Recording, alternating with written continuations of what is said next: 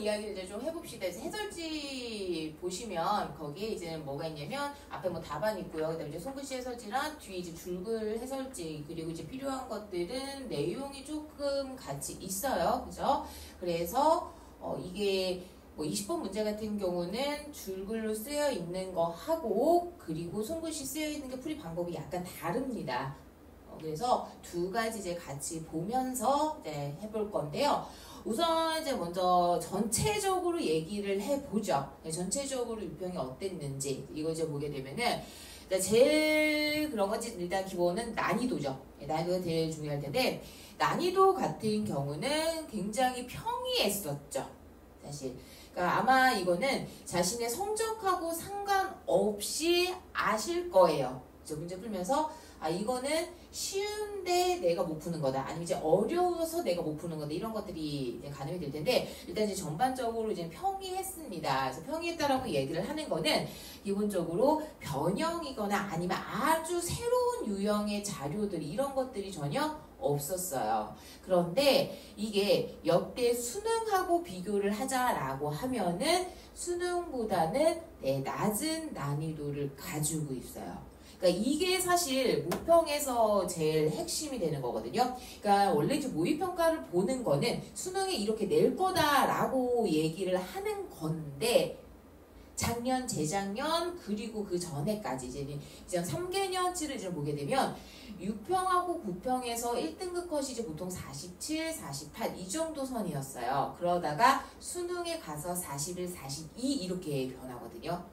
그러니까 이게 등급 컷이 변했다라는 게 이게 1, 2점 차이가 아니잖아요. 45 이런 점수가 아니라 확 떨어지는 거는 수능이 그만큼 이제까지는 패턴으로 봤을 때 어려웠었다라는 거. 그러니까 올해는 사실 제가 장담을 할 수 없어요. 뭐 이게 쉽다, 어렵다 얘기를 할 수는 없지만 어쨌든 이제까지 경향성을 보면은 역시나 그 기조를 그대로 유지하고 있는 거를 볼 수가 있습니다. 자, 그리고 이제는 문항별 분포들을 이제 좀 보게 되면은 오답률이 높은 게 이제 5문제가 있어요. 그래서 이게 예상을 했던 문제도 있고 아닌 문제도 있었는데 우선은 여기에서 이제 전체적으로 좀 보면은 우주 단원에 집중이 돼 있어요. 5번 빼고 앞에 오답률 높은 단원이 다 이제 우주 단원입니다.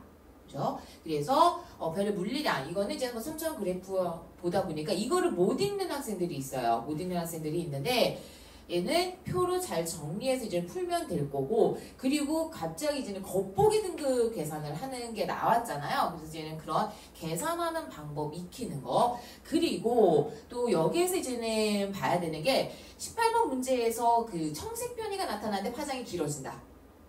디귿선지 그리고 5번 문제에서도 이거 다시 한번 이야기를 하겠지만 디귿 캘리포니아 해류가 나와 있는데 남반구. 그러니까 사실 이 문제를 풀면서 무슨 생각을 했냐면 너무 이런 말 써도 되는 양아치 같다. 이거 다 낚이겠는데 이렇게 했는데 결국은 그렇게 됐어요. 그래서 남반구인데 북반구 나와서 그래서 이런 부분에서 이제 실수들이 생길 수가 있다라는 거죠. 그래서 뭘 해야 되냐면 지학은 타임어택이 없어서 시간이 좀 여유롭게 풀 수가 있잖아요. 그러니까 조금 꼼꼼히 하나씩 챙겨가는 연습을 하시고요. 그리고 실제 이거는 제가 계속 강조를 하고 그리고 연습을 많이 시키는 부분이기도 한데 이 실수를 없애려면 너네들이 문제 풀 때 그렇게 풀잖아. 기억님 뒤에 딱 보기 보고서 보기 조합하죠. 보기 조합하고 안 본단 말이야. 넘긴단 말이야. 근데 지학은 타임어택이 없다라는 게 포인트예요. 안 그래도 된다라는 거예요. 그래서 개인적으로 단답형으로 푸는 걸 굉장히 추천드려요. 그러다 보니까 제가 수업 시간에 시험 보는 거 말고 숙제 드리는 걸 워크북은 다 단답이잖아요. 그러니까 이게 보기 조합하지 말고 어쨌든 기니디를 다 꼼꼼하게 읽으라는 겁니다. 그러니까 그거를 지금부터 연습을 하셔야 돼요. 자, 그리고 이제 마지막으로 이제 계산이죠. 아까 얘기했던 이 문제. 별 물리량 문제, 그 다음에 20번 숫자가 굉장히 지저분하게 나오잖아요. 그런데 이런 것들을 빨리 푸는 연습을 하셔야 됩니다. 그런데 20번 같은 경우는 제가 이따도 얘기를 해드리겠지만 거기에 나와 있는 거를 그냥 계산하면 분수가 약분이 안 되잖아요. 약분이 안 되는데 이게 결국 분수를 끌고 가면 마지막에 정리가 되기는 하거든요. 근데 이거를 좀 편하게 푸는 방법을 알려드릴게요. 근데 이게 뭐 특별한 스킬이 있거나 이런 게 아니라 약간 수학적인 센스예요. 수학적인 센스이기 때문에 이거는 충분히 연습을 하시면 극복이 되는 부분입니다. 그래서 이제 어떻게 풀어볼까? 이런 것들을 연습해야겠다라고 하는 게 이번 모평에서 우리가 중점적으로 봐야 될 거고, 그리고 이렇게 우주 단원에 집중이 돼서 오답률이 높았던 적이 처음이에요. 그래서 이거는 또 뭐 9편 봐서 얘기를 하겠지만 약간 이제는 킬러 쪽으로 가느냐. 그러니까 원래 이제 지학의 특징 자체가 그거잖아요. 지학 같은 경우는 킬러 단원이 없죠. 뭐 생명이면 유전, 화학이면 양론, 물리면 역학 이렇게 얘기를 하는데 특별한 게 그런 게 없었거든요. 오답률 분포를 이제 봤을 때. 근데 이번에는 좀 치중이 되는 거. 그렇지만 문제 자체가 까다로운 거는 아니었다라는 거. 평형 문제들이었다라는 거죠. 그래서 뭐 등급 컷을 재는 건데 예상을 했던 대로 이제 쉬웠어요. 1등급 47점 나오는 거니까 한 문제 틀리는 정도가 되고 뭐 이 3등급은 분포는 아주 이쁘게 이제는 잘 나온 건데 이거를 보면서 제가 다시 한번 강조를 하지만 등급 컷에 속지 말자라는 거. 수능에서 등급 컷 속았다가 뒤통수 맞았다라고 생각하는 학생들이 있기 때문에. 그리고 이제 중요한 거는 이거죠. 내가 어떻게 이제 볼 것인가. 그러니까 이게 단순하게 지금 나의 점수가 중요한 게 아니라 어떤 유형에서 잘하고 못하는지, 그러니까 그런 부분들을 체크를 하셔야 됩니다. 그래서 수업을 이제 듣는 학생들은 저한테 틀린 시험지를 좀 가지고 오셨으면 좋겠어요. 절대적으로 이제는 일단 첫 번째로는 점수가 중요하긴 하거든요. 점수가 중요하긴 한데 점수 말고 어떤 문제가 틀렸다라는 거를 보면은 어떻게 공부를 해야 될지 좀 이제 방향성을 잡으려고. 그래서 시험지를 가지고 오시면 제가 약간 이제 피드백을 드리겠습니다. 오케이? 자, 그래서 이런 정도로 이야기를 하고 이제 우리가 하나씩 풀어봐야 되겠죠. 첫 번째 문제부터 같이 보도록 하겠습니다. 1번 문제는 틀린 학생들이 많지는 않겠죠. 그래서 뭐 판 구조론의 정립 과정 두 가지를 이제 설명을 하고 있는데요. 일단 뭐 기억 같은 경우는 판계하가 분리되고 이동해서 현재 같은 분포를 가졌다. 이것이 이제 바로 지각 변동을 설명을 하는 가장 첫 번째 이론이죠. 그래서 베게너의 대륙 이동설로 이야기를 할 수가 있습니다. 자, 그래서 A는 일단 옳지 않은 것이 되고요. 이때 이런 학설들은 항상 뭐를 가지고 있죠? 한계점을 가지고 있어요. 그래서 대륙 이동설의 한계점이 이제는 바로 뭐가 되느냐? 어떻게 대륙이 움직이게 되는지 대륙 이동의 원동력을 설명을 못했었죠. 그리고 이 멘틀 대류로 설명을 한 거는 대륙 이동설 이후에 등장을 한 멘틀 대류설로 이야기를 할 수가 있습니다. 그래서 B는 역시 옳지 않은 것으로 이야기를 할 수가 있을 거고요. 다음 니은해제를 본다라고 하게 되면은 해령을 축으로 해양 지각이 생성되고 양쪽으로 멀어지면서 해양자가 확장된다. 이것이 이제 바로 해저 확장설이다라고 이제 이야기를 할 수가 있을 텐데 해저 확장설의 이 전 그리고 얘가 등장을 할 때 여기에서의 중간 단계에서 가장 중요한 게 뭐죠? 이때부터 탐사 기술이 발달을 해서 객관적인 증거들이 나오기 시작한다는 거죠. 그러니까 베게너의 대륙 이동설 아이디어 좋았어요. 그런데 원동력 정확하게 설명 못했죠. 역시 홈스의 멘틀 대류설 같은 경우도 아이디어 굉장히 좋습니다. 하지만 실험적인 객관적인 증거가 없었어요. 그런데 이 이후부터 기술이 발달을 하게 되고 그러므로 해저 확장서부터는 뭐가 나타나다? 객관적인 증거들. 그거의 이제 첫 번째가 이제 바로 뭐가 되느냐? 여기 제시가 되어 있는 지각 연령이 증가하는 것 증거로 이야기를 할 수가 있을 거고 이것 이외에 중요한 증거들 뭐가 있어요? 일단 가장 중요한 거는 이제 고지자기 줄무늬가 있죠. 그래서 고지자기 줄무늬가 대칭으로 나타난다라든지 아니면 퇴적물의 두께가 두꺼워진다라든지 아니면 해구 부근에서의 진원의 분포라든지 이런 것들이 근거가 돼서 해저 확장설이 인정을 받게 된다라고 이야기를 할 수가 있죠. 그래서 옳은 학생은 뭐 C가 되겠죠. 정답 2번 될 거고요. 다음으로 이제는 넘어가 봅시다. 지금 은하들 타원은하, 나선은하, 불규칙은하 이렇게 나와 있는데 이게 되게 웃긴 게 지난 시간하고 지지난 시간에 특이은하 뭐 이쪽에 약간 집중을 했었잖아요. 기분이 좋았어요. 보게 되면은 이렇게 세 개의 은하가 있을 때 먼저 가의 경우는 둥근 모양을 가지고 있는 타원 은하로 얘기를 할 수 있을 거고요. 그리고 나의 경우는 일정한 모양을 가지고 있지 않은 불규칙 은하, 그리고 이제 마지막 다가 나선 은하다라고 이야기를 할 수가 있습니다. 자, 이랬을 때 별의 평균 나이에서 뭐 생각하라 그랬어요? 별의 평균 나이는 은하에서의 별의 탄생이 얼만큼 이루어지는지를 생각을 하라라는 얘기를 했어요. 그래서 이때 이들의 이제는 특징을 보자라고 하게 되면은 나이는 새로운 별이 탄생을 많이 한다라고 하게 되면 그러면 나이는 어떻게 되는 거죠? 이제 막 생성된 별들이 있으니까 나이는 적어진다라고 이야기를 할 수 있어요. 그리고 이때 새로운 별의 탄생이 많다라고 하는 거는 뭐와 관련이 있죠? 별의 재료가 적은지 많은지. 그래서 별이 많이 탄생할 수 있어요. 별이 될 수 있는 재료가 많다라는 얘기죠. 그거는 바로 무엇으로 이야기를 할 수 있느냐? 은하를 구성을 하고 있는 성간 물질들의 비율이 높다라고 이야기를 할 수가 있습니다. 자, 그래서 이렇게 세 개들 중에서 새로운 별의 탄생이 많고 성간 물질 비율이 큰 것이 불규칙 은하가 될 거고, 그리고 나선 은하, 타원 은하의 순서로 가면 이것이 줄어들게 되죠. 그러다 보니까 평균 나이는 어떻게 돼요? 역순이 된다라는 거죠.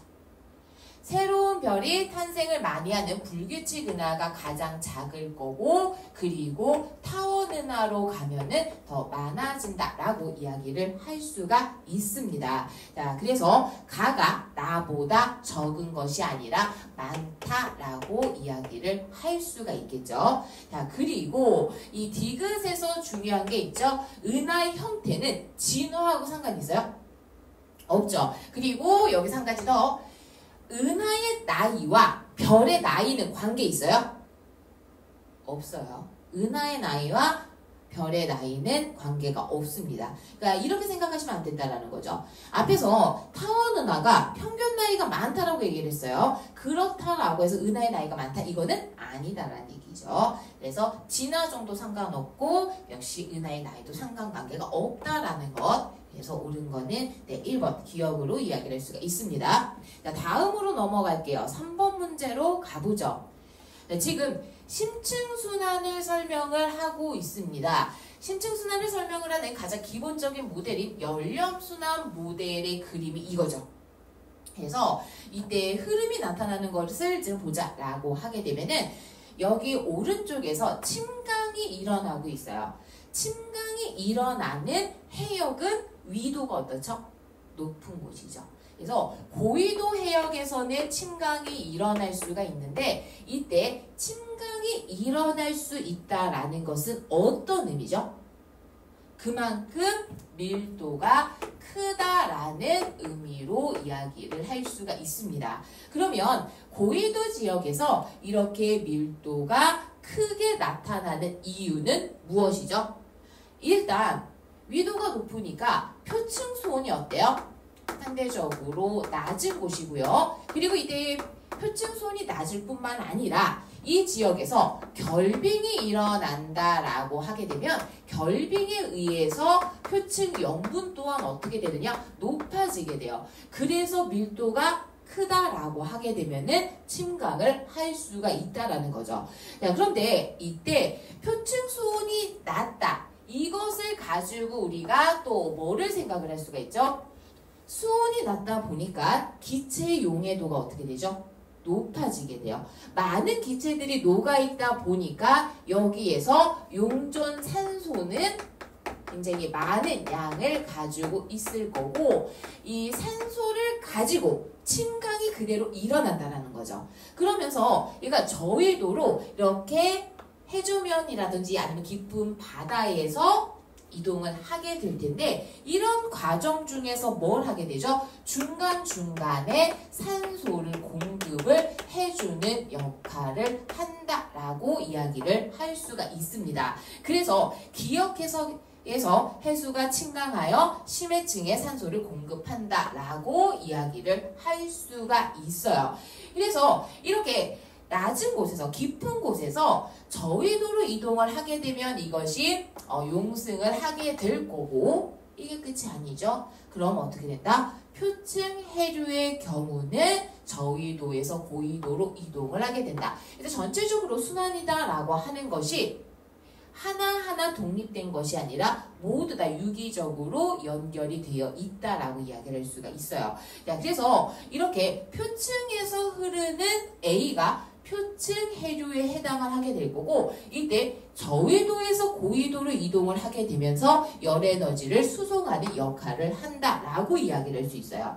그리고 이때 해수의 이동 속력을 보자라고 하게 되면은 표층과 심층을 비교를 했을 때 심층에서의 이동 속도가 더 느리다라고 이야기를 할 수가 있을 거고 이때 심층 해류 같은 경우는 느리게 흐르기 때문에 우리가 직접적으로 관측할 수 있어요? 없어요? 없죠. 그래서 수계를 분석을 해서 간접적으로 관측한다라고 이야기를 할 수가 있습니다. 그래서 옳은 거는 기억하고 니은으로 이야기할 수가 있겠죠. 자, 다음 넘어가 보도록 하죠.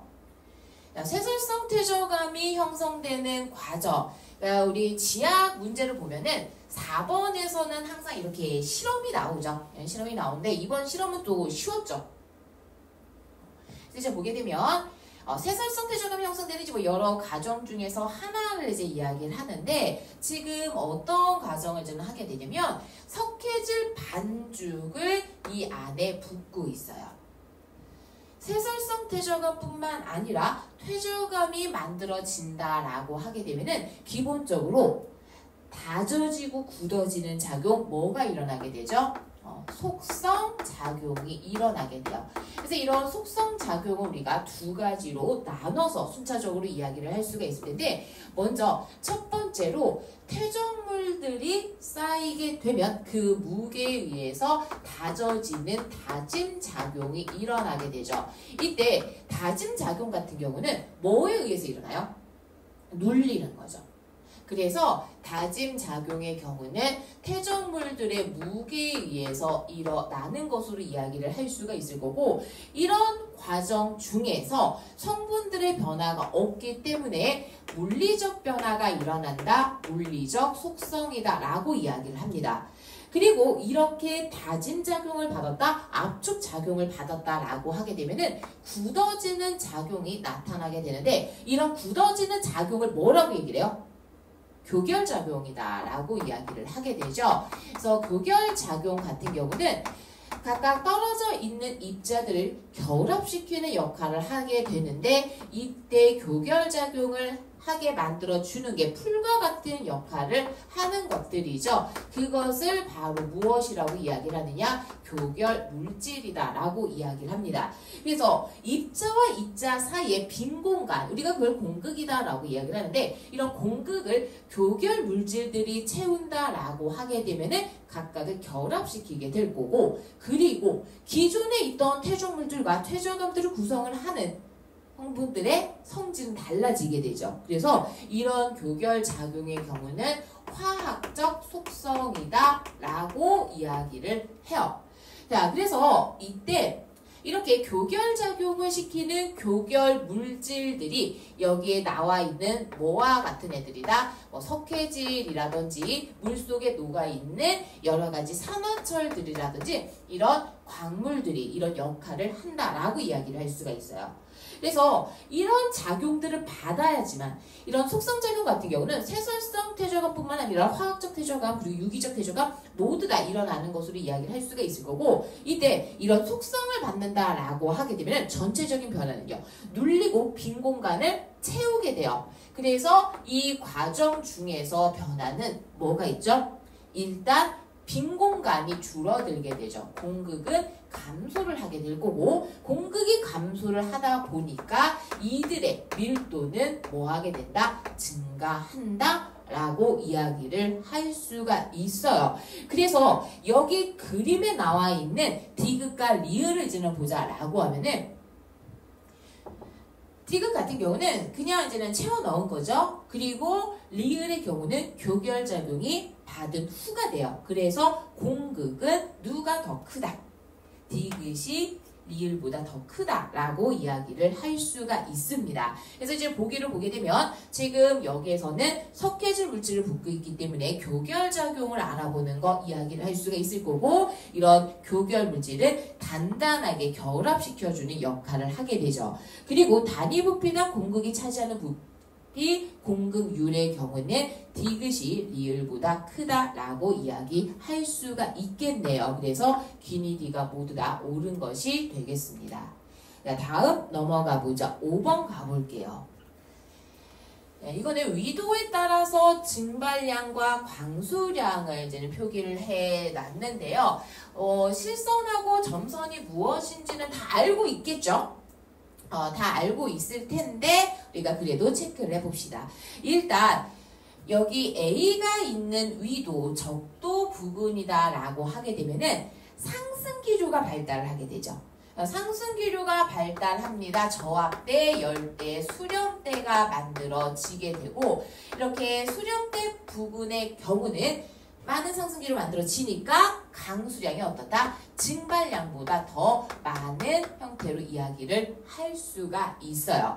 자, 반면에 B가 있는 위도다라고 이야기를 하게 되면 중위도 30도 부근이죠. 그래서 여기는 중위도 고압대 부근으로 이야기를 할 수가 있을 거고, 고압대 부근이기 때문에 이 지역은 강수량이 상당히 적게 나타나게 되죠. 그래서 강수량에 비해서 증발량이 많은 것으로 이야기를 할 수가 있어요.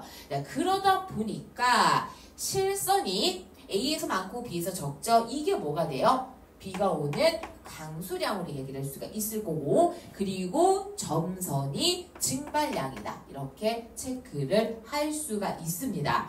이때 표층의 수의 평균 염분 같은 경우는 가장 크게 영향을 주는 요소가 뭐죠? 증발량과 강수량이죠. 그래서 해수의 성질은 항상 단계에 있다 그랬죠. 일단 염분을 볼 때 뭐부터? 강수량, 증발량. 그 다음이 유수의 유입, 그 다음에 결빙, 해빙.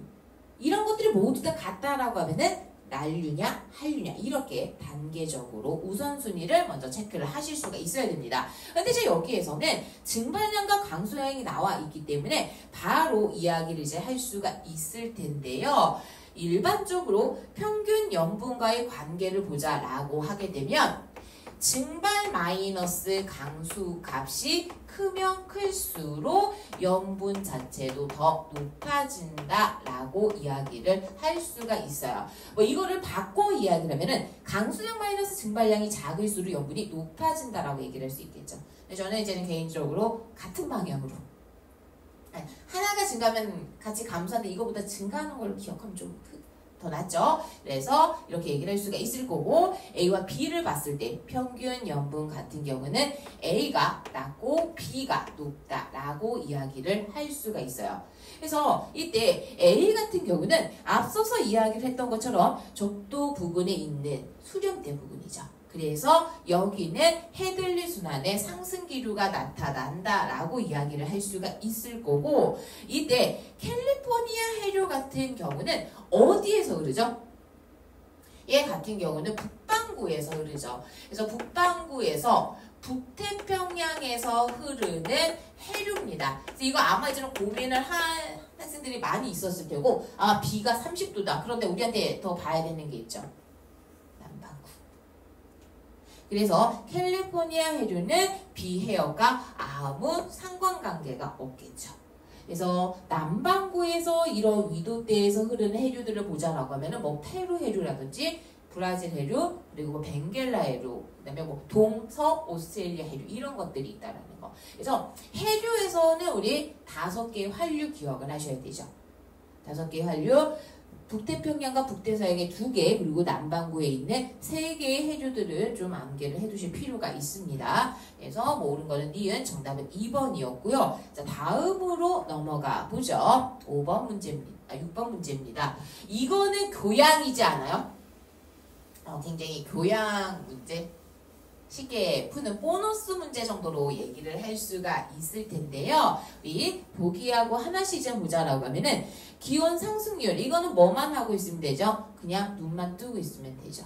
그래서 이때 기울기를 체크를 하자라고 하면은 뭐 A는 이 정도 상승을 하고요. 그다음에 B는 더 가파르게 상승을 하게 되죠. 그래서 A 시기보다 B 시기가 더 크다라고 이야기를 할 수가 있어요. 그래서 이런 각각의 화산들이 분출을 한다라고 하게 되면은 이거는 태양을 변화시키는 게 아니죠. 그렇기 때문에 기후변화의 내적 요인으로 이야기를 이제 할 수가 있을 거고, 이때 잘 기억해보자. 이런 부분은 좀 지역적인 거긴 한데, 화산 폭발이 일어나면 무조건 기온이 증가하나요? 그러니까 우리 이제 일반적으로 화산 분출, 화산재, 기온, 하강 이렇게 가죠. 그런데 이런 것도 좀 이제 정리를 해두실 필요가 있어요. 화산이 분출한다라고 하면 여러 가지 물질들이 나올 거예요. 이랬을 때 화산가스의 입장을 생각을 해봅시다. 화산 기체들의 경우는 대부분의 성분들이 이제 수증기가 한 70% 가량이 되고요. 그리고 두 번째로 많은 것이 이산화탄소예요. 그러면 여기에 있는 수증기나 이산화탄소 같은 경우는 아주 대표적인 누구죠? 온실기체들입니다. 그래서 화산가스가 방출이 된다라고 하게 되면은 온실기체의 영향으로 기온이 상승을 하게 돼요. 그래서 실제로 우리가 이런 예를 다루는 게 있어요. 이제 그게 바로 이제 뭐냐면 지질시대로 가면 지질시대에 유일하게 빙하기가 없었던 시기가 있어요. 언제죠? 중생대. 중생대가 된다라고 하면은 중생대 때는 판게아가 분리가 되죠. 그래서 현생 누대 중에서 가장 지각 변동이 활발했던 시기예요.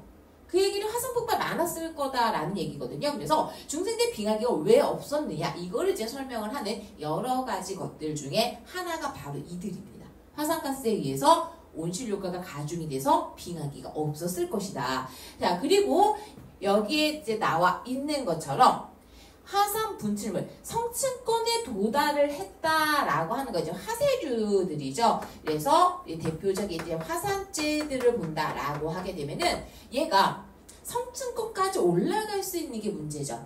그러니까 대류권은 상대적으로 효과가 좀 적을 거예요. 왜냐하면 어쨌든 확산이 빠르게 될 테니까. 근데 이제 성층권 같은 경우는 상대적으로 확산이 덜 됩니다. 그래서 오랫동안 머무르게 될 거고, 위에 쌓여 있다 보니까 얘 같은 경우는 햇빛 투과율을 낮추는 역할을 하게 돼요. 그래서 투과율이 낮아지기 때문에 기온이 낮아진다는 얘기예요. 그래서 여기에서 우리 단순하게 화산 분출을 보게 되면은 두 가지 서로 다른 효과를 나타내게 되는데, 지금 여기에 있는 거를 보시게 되면은요, 아궁화산 폭발을 하고 어떻게 됐어요? 기온이 확 떨어졌어요. 그러니까 물론 계속 변동은 있지만 변화폭이 크죠. 그 다음에 LG천화산이 폭발한 시점에서도 기온이 급격하게 감소하고요. 피나투보 역시 급격하게 감소하게 됩니다. 그러다 보니까 여기에 제시되어 있는 이런 화산재의 역할, 화쇄류의 역할의 경우는 평균 기온을 높이는 것이 아니라 낮추는 역할을 한다라고 이야기를 할 수가 있겠죠. 그래서 옳은 거는 2번 될 거고요. 자, 다음으로 넘어가 보죠. 7번 문제입니다. 마그마가 생성되는 지역이 3가지가 이제는 제시가 되어 있습니다. 그래서 이제 먼저 A 같은 경우는 상승류가 생기는 곳이죠. 그래서 뭔가 아래에서 위로 올라온다, 그렇다라고 하게 되면은 이 지역에서는 압력이 감소를 하게 될 거고, 이때 압력이 감소를 한다라고 하게 되면은 멘틀이 부분 용융이 돼서 현무막 현무암질 마그마가 만들어지는 곳으로 이야기를 할 수가 있겠죠. 자, 그리고 이제 섭입대로 가자라고 하게 되면은 섭입대 같은 경우는 이제 다양한 마그마가 만들어지게 되는데요. 먼저 해양판이 섭입을 한다라고 하게 되면은 섭입하는 해양판으로부터 멘틀이 뭐를 공급받게 되죠? 물을 공급받게 되죠. 그래서 물을 공급을 받게 된다라고 하게 되면은 뭐가 달라지게 되죠? 용융점이 물에 의해서 낮아지게 돼요. 그래서 이때도 해양판이 용융되는 것이 아니라 해양판은 그냥 물을 던져주는 녀석이죠. 물을 던져주면 그걸 누가 받냐? 멘틀이 받아요. 그래서 멘틀의 용융점이 낮아지게 되면서 역시 멘틀 부분 용융돼서 현무암질 마그마가 만들어지게 됩니다.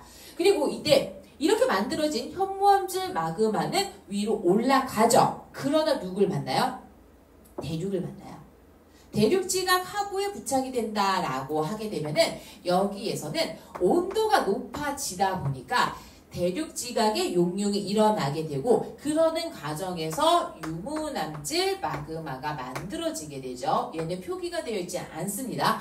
그런데 이때 현무암질 마그마와 유무남질 마그마 둘 다 뭐하고 있어요? 밀도가 작기 때문에 위로 올라가고 있어요. 그래서 만나는 이 B로 가자라고 하게 되면은 유무암질 마그마와 현무암질 마그마가 섞여서 뭐를 만들게 된다? 안산암질 마그마를 만든다라고 이야기를 할 수가 있습니다.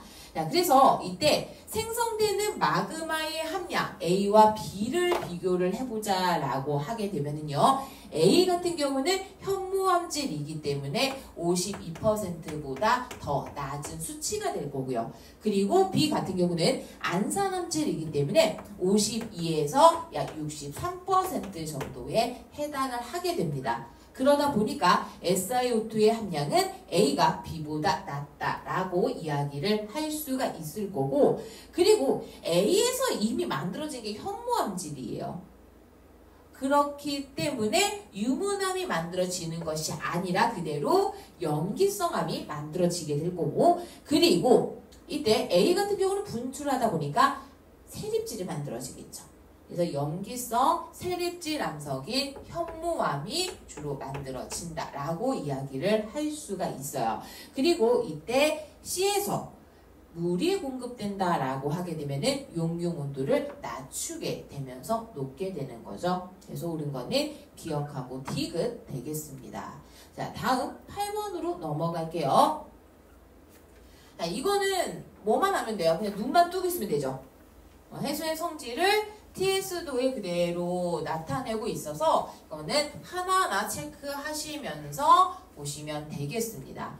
자, 먼저 A 시기의 깊이가 증가할수록 그대로 0에서부터 200m까지 따라가게 되면 어떻게 되죠? 오른쪽 아래로 내려가는 형태가 되죠. 그래서 등밀도선을 보거나 또는 수온과 염분을 봤을 때 수온이 낮으면 낮을수록 밀도가 증가하게 될 거고 그 다음에 염분 같은 경우도 이제 마찬가지로 염분은 커지면 커질수록 오른쪽으로 가면 갈수록 밀도가 증가를 하게 되죠. 그래서 이때 TS도 상에서 가로선 오른쪽 아래로 간다라고 하면은 밀도가 증가한다라고 이야기를 할 수가 있습니다. 자, 그래서 A 같은 경우는 점차 밀도가 증가한다라고 이야기를 할 수가 있어요. 자, 그리고 표층에서 용존 산소량을 비교를 해야 되는데요. 뭐만을 고려를 해라? 수온만을 고려를 해라. 자, 우리 여기 나와 있으니까 얘를 언제 볼지 모르니까 좀 정리를 해보자라고 하면은 기체 용해도 같은 경우는 영향을 주는 요소들이 여러 가지가 있죠. 일단 첫 번째로 뭐에 영향을 받게 되냐면 수온의 영향을 지금 받게 될 거고요. 그리고 두 번째로는요. 수압의 영향도 받게 되죠. 그리고 마지막으로 이 부분은 우리가 잘 다루지 않는 거기는 하지만 염분의 영향도 받게 돼요. 그래서 기체 용해도가 커지는 경우다라고 하게 되면 수온은 어때야 되죠? 수온은 낮아야 되고요. 그리고 수압은 높아야 될 거고 염분과의 상하의 관계를 보면 염분이 낮을수록 기체 용해도가 증가한다라고 얘기를 할 수 있어요. 근데 여기에서 지금 물어보는 거는 수온만을 고려를 하다 보니까 표층에서 A와 B의 수온을 보시면 되거든요. 그래서 A 같은 경우는 25도가 높고요. 그 다음에 B 같은 경우는 한 17, 18도씨 이렇게 이야기를 할 수가 있습니다. 그래서 A 시기가 B 시기보다 표층 수온이 높기 때문에 이때 산소기체의 용해도는 어디가 더 크다? 수온이 낮은 B에서 더 크다라고 이야기를 할 수가 있겠죠. 자, 그리고 이때 혼합층의 두께를 보자라고 하면은 혼합층의 두께는 뭐 생각하시면 되죠? 일자로 가는 거. 수온이 똑같아야 되니까. 그래서 A 같은 경우는 없어요. 그냥 0에서부터 쭉 수온 낮아져요. 그런데 B 같은 경우는 여기 약간의 변화는 있긴 하지만 0에서 100까지가 거의 일정하게 가거든요. 그래서 B의 경우는 혼합층의 두께가 약 얼마가 된다? 100m 정도가 되게 됩니다.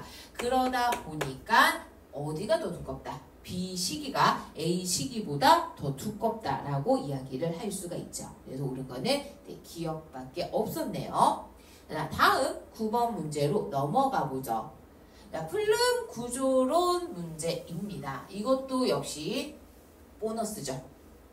보너스 문제 정도로 얘기를 할 수가 있을 텐데, 먼저 A 같은 경우는 방향을 봤을 때 지구의 겉부분에서 중심 방향으로 가고 있어요. 그렇다라고 하는 거는 어떤 의미가 되느냐? 주변보다 밀도가 크다. 하강을 하고 있다라는 의미, 이렇게 생각을 할 수가 있을 거고, 이때 밀도가 크다라고 하는 거는 온도가 뭐하다라는 얘기죠? 낮다라는 의미죠. 그래서 A는 뜨거운 플룸이 아니라 차가운 플룸이다라고 이야기를 할 수가 있습니다. 반면에 B 같은 경우는 이동 방향을 봤을 때 바깥쪽으로 가고 있어요. 내부에서 위로 올라가고 있다, 상승을 하고 있다. 왜? 주변보다 밀도가 작기 때문에. 그럼 밀도가 왜 작게 나타나게 되느냐? 주변보다 온도가 높은 뜨거운 플룸이 있다라는 거죠. 그리고 이렇게 뜨거운 플룸이 상승을 한다라고 하게 되면은 얘와 지각이 만나는 곳에서 뭐가 만들어지게 되죠? 열점이 만들어지게 돼요. 그래서 열점이 만들어진다라고 하게 되면은 열점의 화산 활동에 의해서 여러 개의 화산 만들어질 수가 있을 거고, 이때 그림만 보더라도요, 여기가 같이 폭발하고 있죠. 그리고 얘네들도 사실은 다 화산 만들어질 수가 있죠. 여러 개의 화산이 생성될 수가 있습니다. 그래서 이렇게 지각 변동을 설명을 하는 데 있어서 큰 이론이 앞에 나온 판구조론, 그리고 이제 플룸 구조론 이렇게 이제 나와 있는데, 이거는 물질의 이동이 핵하고 관련이 있어요? 핵하고는 전혀 상관관계가 없죠.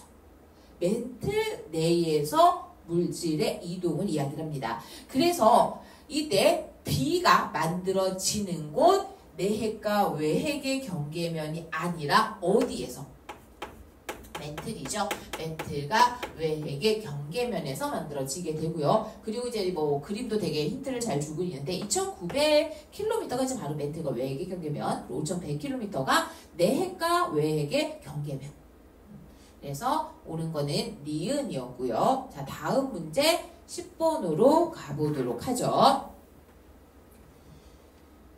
어느 날 T1 시각의 지상 1기도 그리고 각각 T1과 2에서의 기상 요소들이 나와 있습니다. 자, 그런데 지금 보니까 T2는 전선이 통과한 3시간 후의 모습이에요. 그러니까 이 둘 사이에서 뭐가 통과를 했다? 전선이 통과를 했다라고 이야기를 할 수가 있어요. 그리고 이때 통과한 전선이 온난 전선일 수도 있고 한림 전선일 수도 있는데, 가장 기본적으로 보는 거 뭐 보죠?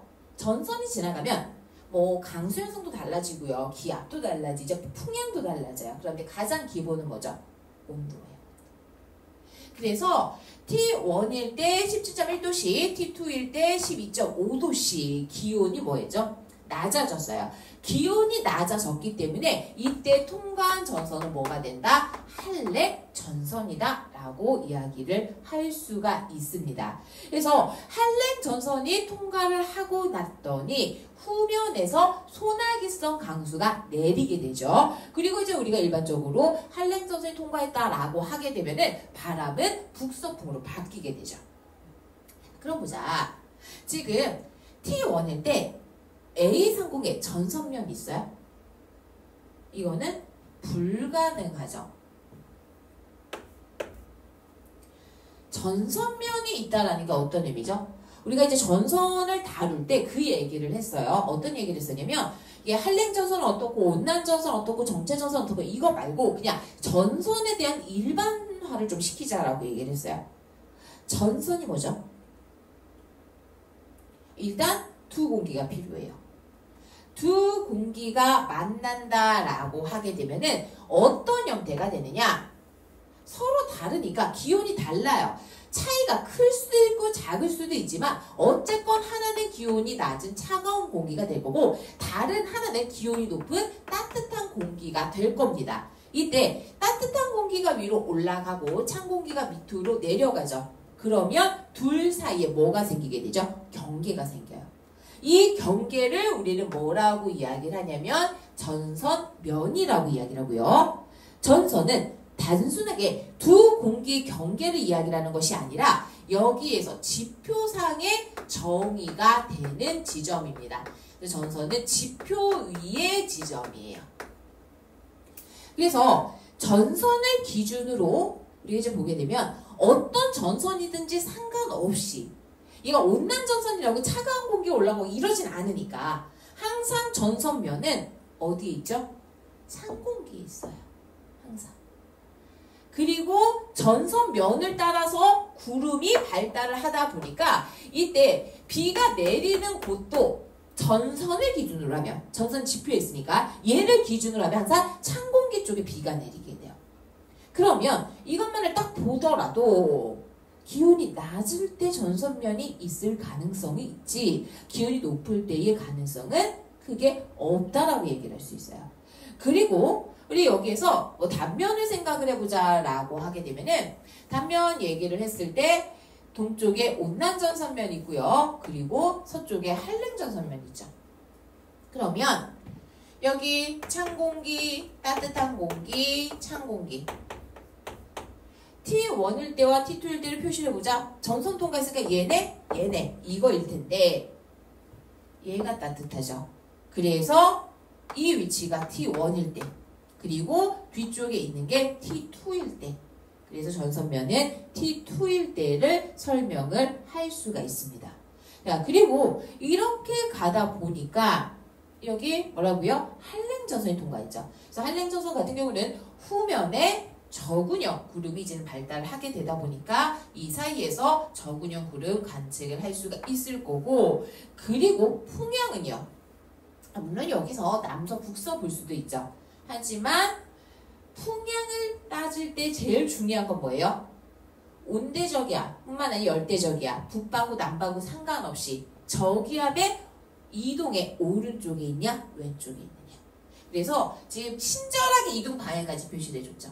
이동되는 방향이 이렇게 거의 정동 쪽으로 이제 가고 있는데 이동 방향을 기준으로 해서 왼쪽이 위쪽에 있죠. 여기가 이제 왼쪽이 돼요. 그래서 시간이 지났을 때의 풍향 변화는 왼쪽에 있기 때문에 이 지역이 반시계 방향으로 나타나게 될 거고 그리고 아래쪽이 이동 방향의 오른쪽에 위치를 하고 있기 때문에 풍향은 시계 방향으로 바뀐다라고 이야기를 할 수가 있습니다. 그래서 옳은 거는 니은하고 디귿 되겠죠.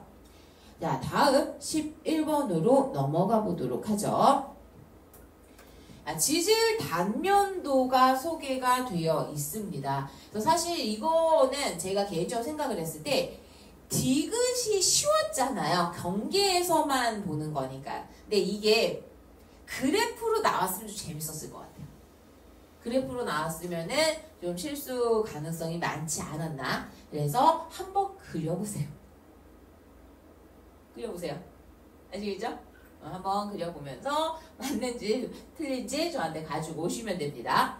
자, 그러면 이제 먼저 우리가 단면도가 있으니까 얘를 전체적으로 해석을 해볼 건데 문제 너무 친절해. 건열까지 표시가 돼 있죠. 그래서 이제 순서들을 체크할 수가 있습니다. 그래서 저는 설명의 편의를 위해서 여기 있는 석회암을 뭐 A, 그리고 이제 B, 3, C 이렇게 이제는 얘기를 할게요. 그러면 먼저 B, C 사이에 지금 건열이 있어서 B가 먼저 만들어졌다는 거 알 수 있죠. 그래서 이때 생성 순서를 지금 보자라고 하면은 가장 먼저 만들어진 게 A이고요.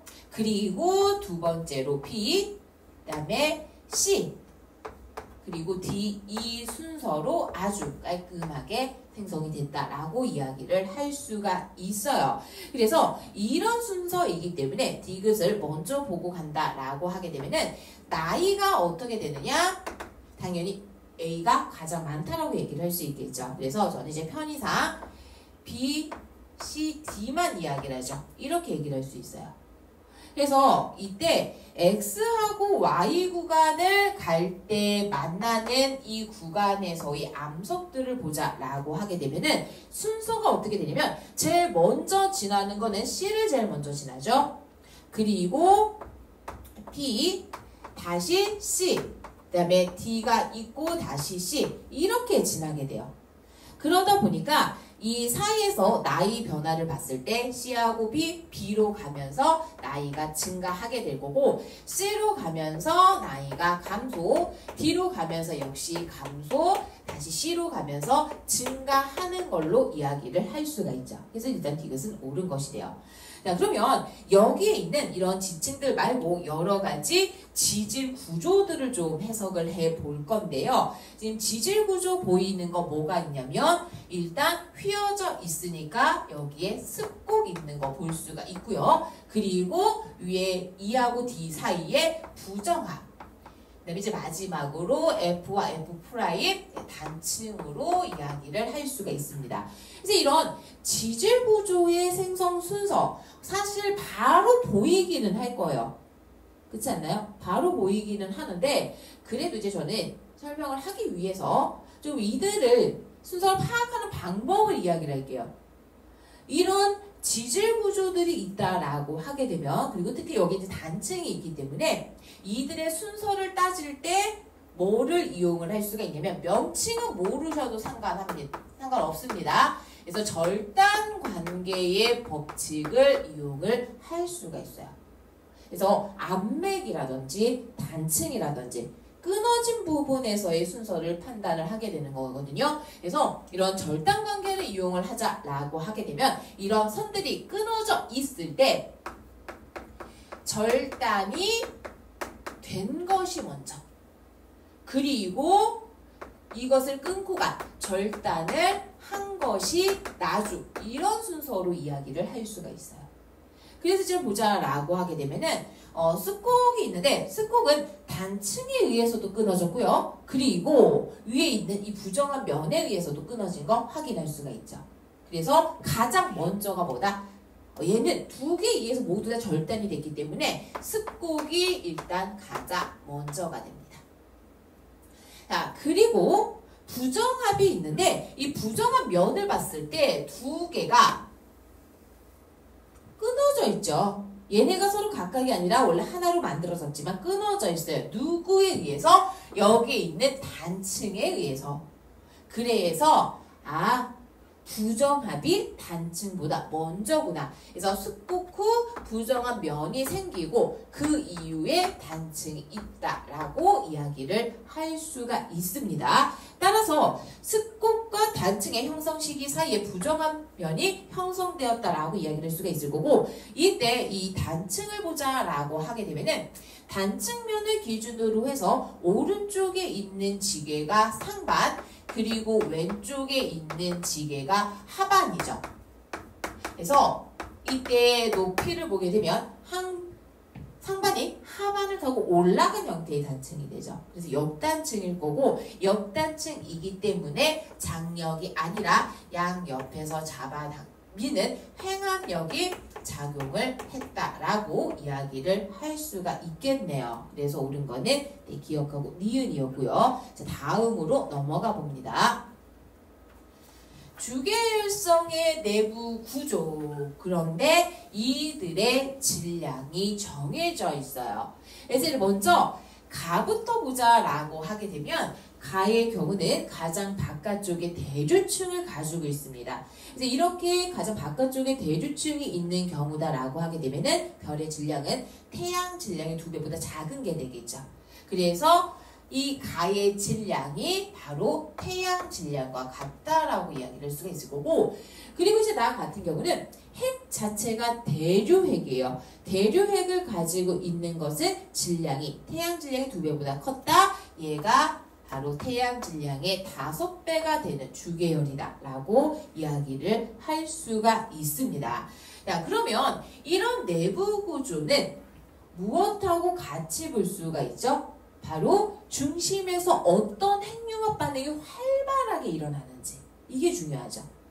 그래서 가의 경우는 태양 질량의 2배보다 작기 때문에 얘는 뭐가 우세하다? PP 반응이 우세하다라고 이야기를 할 수가 있을 거고, 그리고 나는 태양 질량의 2배보다 큰 녀석이에요. 그래서 CNO 순환 반응이 상대적으로 우세하다라고 이야기를 할 수가 있습니다. 그러다 보니까 니은에서 나를 이제 설명을 하고 있어요. 그러면 PP보다 누가 우세하다? CNO가 우세하다. 얘가 많고 얘가 상대적으로 적다라고 이야기를 할 수가 있죠. 그래서 이 둘의 비율은 1보다 작다라고 이야기를 할 수가 있습니다. 자, 다음 디귿을 좀 보자라고 하게 되면은 이때 이것도 좀 어려운 학생들이 있었을 것 같아요. 어려운 학생들이 있었을 텐데, 우리가 별의 진화라든지 아니면 물리량이라든지 이런 것들이 한눈에 안 보이면 사실 뭘 하면 가장 편하냐면 그림 그리세요. HR도. 제가 수업 시간에 그림 되게 많이, 그러니까 그림이나 그래프를 좀 많이 그리잖아요. 말을 못해서 이제 그림을 그리고 있는데, 그런 걸 보면 이제 한눈으로 좀 보기가 쉽거든요. 그래서 이때 얘네들의 진화 경로를 생각을 해봅시다. HR도 상에서 이제는 보자라고 하면은 얘네들이 주계열성이잖아요. 주계열성. 그래서 태양 질량과 비슷한 가가 여기에 있으면 태양 질량의 5배가 되는 게 어디 있죠? 약간 위에 있어야 돼. 이렇게 있어요. 이제 진화를 하면서 오른쪽으로 갈 거거든요. 그런데 지금 보니까 질량이 1하고 1태양 질량, 5태양 질량이에요. 태양 질량의 8배보다 어떠죠? 작아요. 태양 질량의 8배보다 작으면 얘네들이 뭐가 되죠? 헬륨 연소가 일어날 때 적색 거성이 돼요. 자, 주계열 가지가 이렇게 있으면 여기가 이제 적색 거성이 있을 거고, 그리고 초거성은 이렇게 굉장히 부르다하게 넓게 나타나죠. 백색에서. 그럼 얘네들이 뭐 해야 된다는 거예요? 적색 거성 여기로 가야 된다는 얘기예요. 그러면 가의 경우는 이렇게 갈 거고, 나는요 얘도 이렇게 가겠죠. 이 위치가 같다라는 걸로 바로 추정을 할 수가 있습니다. 그러면 광도 변화가 크다라는 거는 Y축 좌표의 변화가 크다라는 얘기죠. 누가 크다는 얘기예요? 가에서의 광도 변화가 더 크다라는 얘기예요. 그래서 광도 변화가 가가 크기 때문에 절대 등급의 변화 폭 또한 역시 가가 더 크다라고 이야기를 할 수가 있습니다. 아니면 이거를 바로 알고 있는 학생도 있을 것 같아요. 이거는 제가 수업 시간에도 언급을 했었는데, 수업 시간에 진화하는 형태를 보면 어떤 얘기를 했었냐면, 원시별이 주계열이 될 때의 이야기를 한 적이 있어요. 기억나세요? 원시별이 주계열이 된다라고 하게 되면 초반에는 어떻게 진화하냐면 일단 수직 진화를 해요. 그리고 질량이 큰 녀석들은 약간 수평 방향으로 진화를 해요. 반면에 질량이 작은 녀석들의 경우는 처음과 끝 계속 이제 수직 진화를 하는 특징을 갖게 됩니다. 이것이 이제 사실 별의 투명도, 불투명도 이런 거하고 상관이 있긴 한데 우리는 그거는 많이 가는 거니까 이런 개형 자체만 기억을 해요. 질량이 크면 클수록 뭐한다? 왼쪽으로 수평 방향이 좀 더 가깝게 진화를 해요. 그러면서 제가 거기에 무슨 말을 덧붙였었냐면 얘가 원시별에서 주계열로 갈 때뿐만 아니라 주계열에서 거성으로 갈 때도 비슷하다는 얘기를 했어요. 비슷하다는 얘기. 그래서 질량이 큰 녀석들은 수평 방향을 조금 더 선호하고 완벽하게 수평 수직은 아니지만 상대적으로 얘기를 했을 때 수평 방향을 좀 더 선호를 하고 질량이 작은 녀석들은 수직 방향을 좀 더 선호한다. 이렇게 기억을 해두셔도 됩니다. 그래서 개인적으로 이거보다는 사실 적색 거성이 된다라는 거에서부터 추정을 좀 했으면 좋지 않았을까 싶네요. 그래서 옳은 거는 뭐 기억하고 니은으로 이제 볼 수가 있을 거고요. 다음 13번 문제로 가봅니다. 13번 문제 같은 경우는 태풍에서 너무 심플한 문제죠. 그래서 먼저 여기에서 위험 반원에 있는지 또는 안전 반원에 있는지를 찾으려면 뭐를 보셔야 되죠? 오른쪽인지 왼쪽인지를 보셔야 돼요.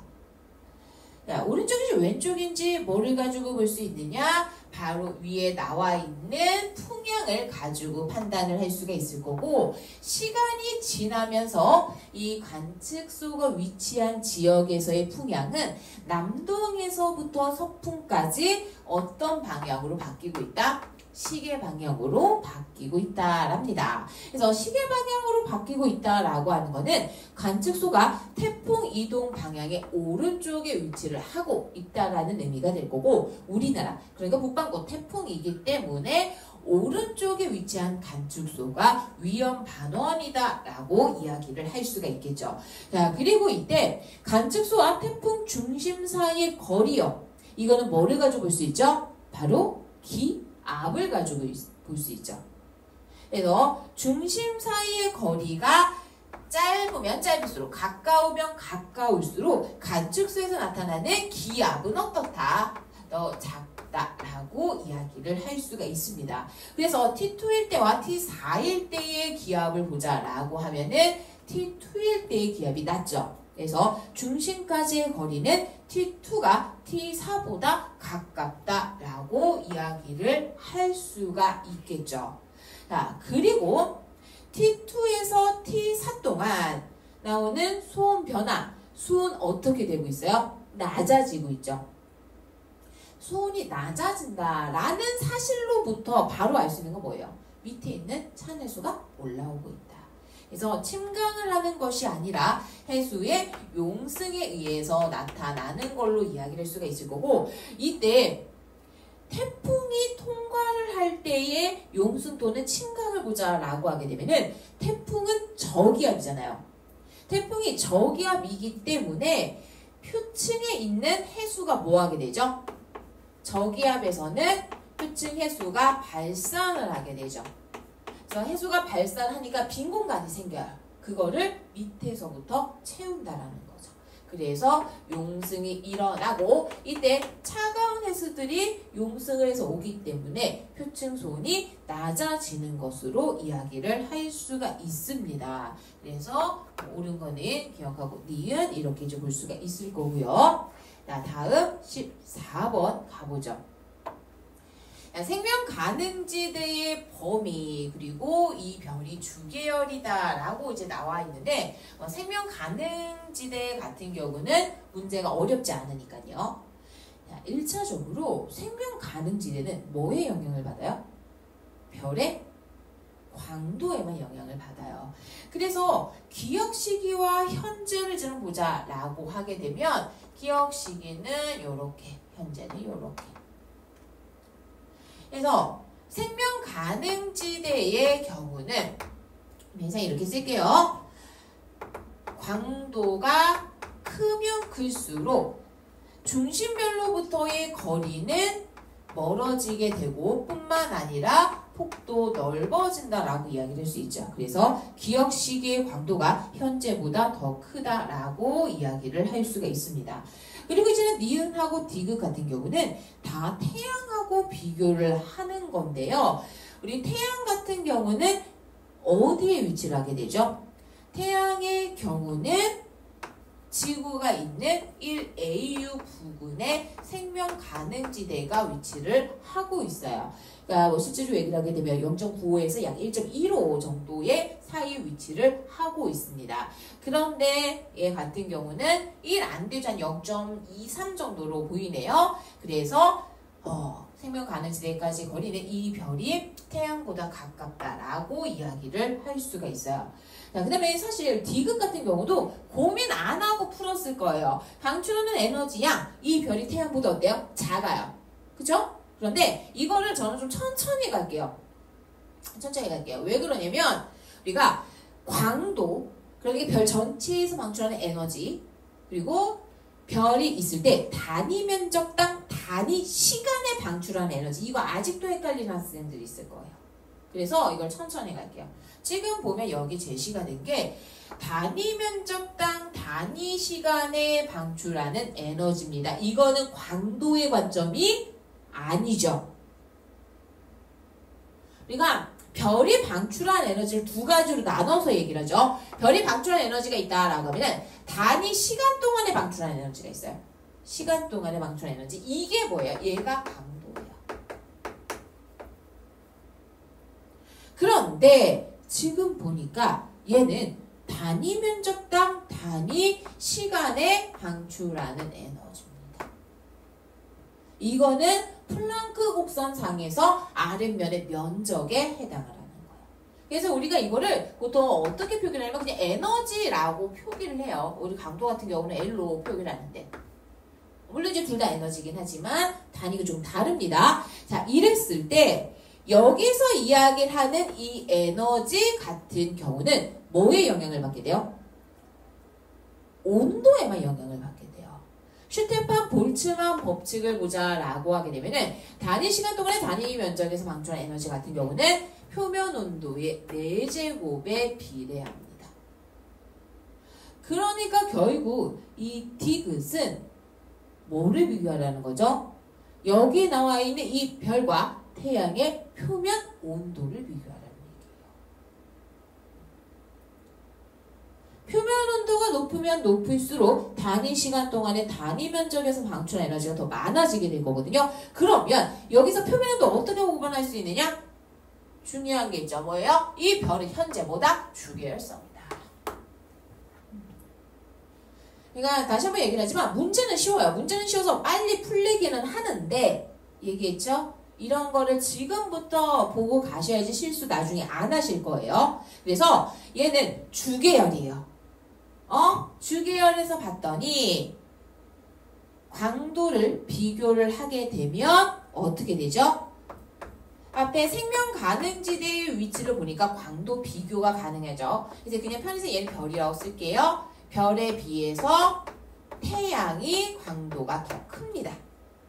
그런데 주계열이니까 표면 온도를 비교하면 역시 어떻게 된다? 강도가 적은 별의 표면 온도가 낮을 거고 태양의 표면 온도가 높을 거다라는 얘기예요. 그리고 단위 시간 동안의 단위 면적에서 방출하는 에너지는 표면 온도의 4제곱에 비례를 하다 보니까 이때도 역시 어떻게 된다? 이 경향성을 따라간다라고 이야기를 할 수 있겠죠. 그래서 이 별이 태양보다 적다라고 이야기할 수가 있습니다. 그래서 기니 D가 모두 다 옳은 것이 되겠죠. 정답 5번 될 거고요. 자, 다음 넘어갈게요. 15번 갑니다. 중력 렌즈 현상, 그리고 우주 구성 요소들의 밀도, 이렇게 이제 표기가 되어 있는데요. 시간이 경과하면서 밀도가 변화는 변화 양상을 좀 보자라고 하면은, 먼저 물질 같은 경우는 어떻게 되죠? 물질은 양이 변해요, 안 변해요? 안 변하죠. 양이 달라지지 않지만 우주가 팽창을 하다 보니까 밀도는 뭐한다? 감소하게 된다. 그래서 A하고 C가 각각 물질이다 라고 이야기를 할 수가 있을 텐데, 이때 보통 물질과 암흑 물질 중에서 더 많은 게 뭐죠? 언제나 암흑 물질이 많습니다. 그래서 밀도가 더 크게 나타나는 A가 암흑 물질이 될 거고, 그리고 C가 보통 물질이다 라고 이야기를 할 수가 있겠죠. 그리고 양이 계속해서 증가하기 때문에 시간이 지나도 밀도의 변화가 없는 비가 암흑 에너지다 라고 이야기를 할 수가 있어요. 자, 이랬을 때 물질들의 경우는 뭐를 가지고 있어야 되죠? 물질이다 보니까 얘네는 질량을 가지고 있어요. 그래서 질량을 가지고 있다라고 하게 되면 이게 뭐가 작용을 하게 되느냐? 중력이 작용을 하게 됩니다. 그런데 보통 물질 물론 중력 가지고 있어서 중력적인 방법으로도 찾을 수가 있어요. 하지만 더 간단한 게 뭐죠? 그냥 보면 되죠. 왜? 전자기파를 방출 또는 흡수하니까. 반면에 암흑물질의 경우는 얘는 전자기파하고 애초에 상호작용을 하지 않는 녀석이에요. 그래서 관측을 하는 것이 불가능하다는 거죠. 볼 수는 없지만 중력이 작용을 하다 보니까 중력적인 방법으로 추정은 할 수가 있어요. 그것의 대표적인 게 뭐다? 바로 중력 렌즈 현상입니다. 그런데 얘 보니까 중력 렌즈 현상 암흑물질 알아내는데 사용을 해요. 그러면서 이제 그런 게 있어. 만약 보기에서 보통 물질, 중력 렌즈 현상이 일으킨다. 그러면 이건 암흑물질인데 이렇게 가는 경우도 있거든요. 간혹. 그러면 안 되는 거 알죠? 얘는 중력을 가지고 있기 때문에 둘 다 모두 다 가능합니다. 그래서 A가 존재하는 거 추정을 할 수가 있을 거고, 자, 그 다음에 양성자라고 하는 것 자체가 뭐예요? 물질이죠. 물질. 핵을 구성을 하고 있는 핵자예요. 그러니까 애초에 얘는 해당 사항이 없다라는 거죠.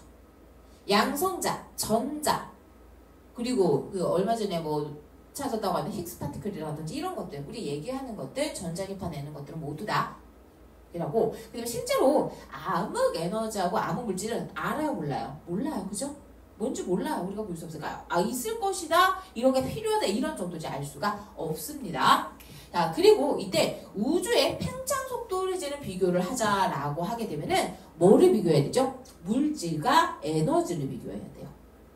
그래서 실제 물질하고 에너지를 비교했을 때 물질이 많으면 인력의 효과가 크기 때문에 감속 팽창을 할 거고, 그리고 물질보다 에너지가 많으면 가속 팽창을 할 거야. 근데 이거는 사실 그냥 하나를 더 얘기를 하면 사실 얘가 항상 성립하는 건 아니에요. 왜냐면 암흑 에너지하고 물질이 속도에 영향을 미치는 정도가 1대1이 아니라서 이제 보통 0.7대 0.3 이런 정도로 얘기를 하는데, 그런데 그런 애매한 부분들, 그 보더라인에 있는 거는 G1에서 다루지 않습니다. 그래서 우리는 그냥 이렇게 비교하셔도 상관이 없어요. 오케이? 그래서 지금 보게 되면 T식이다라고 하게 되면은 물질이 에너지보다 많죠. 그래서 여기는 뭘 하게 되느냐?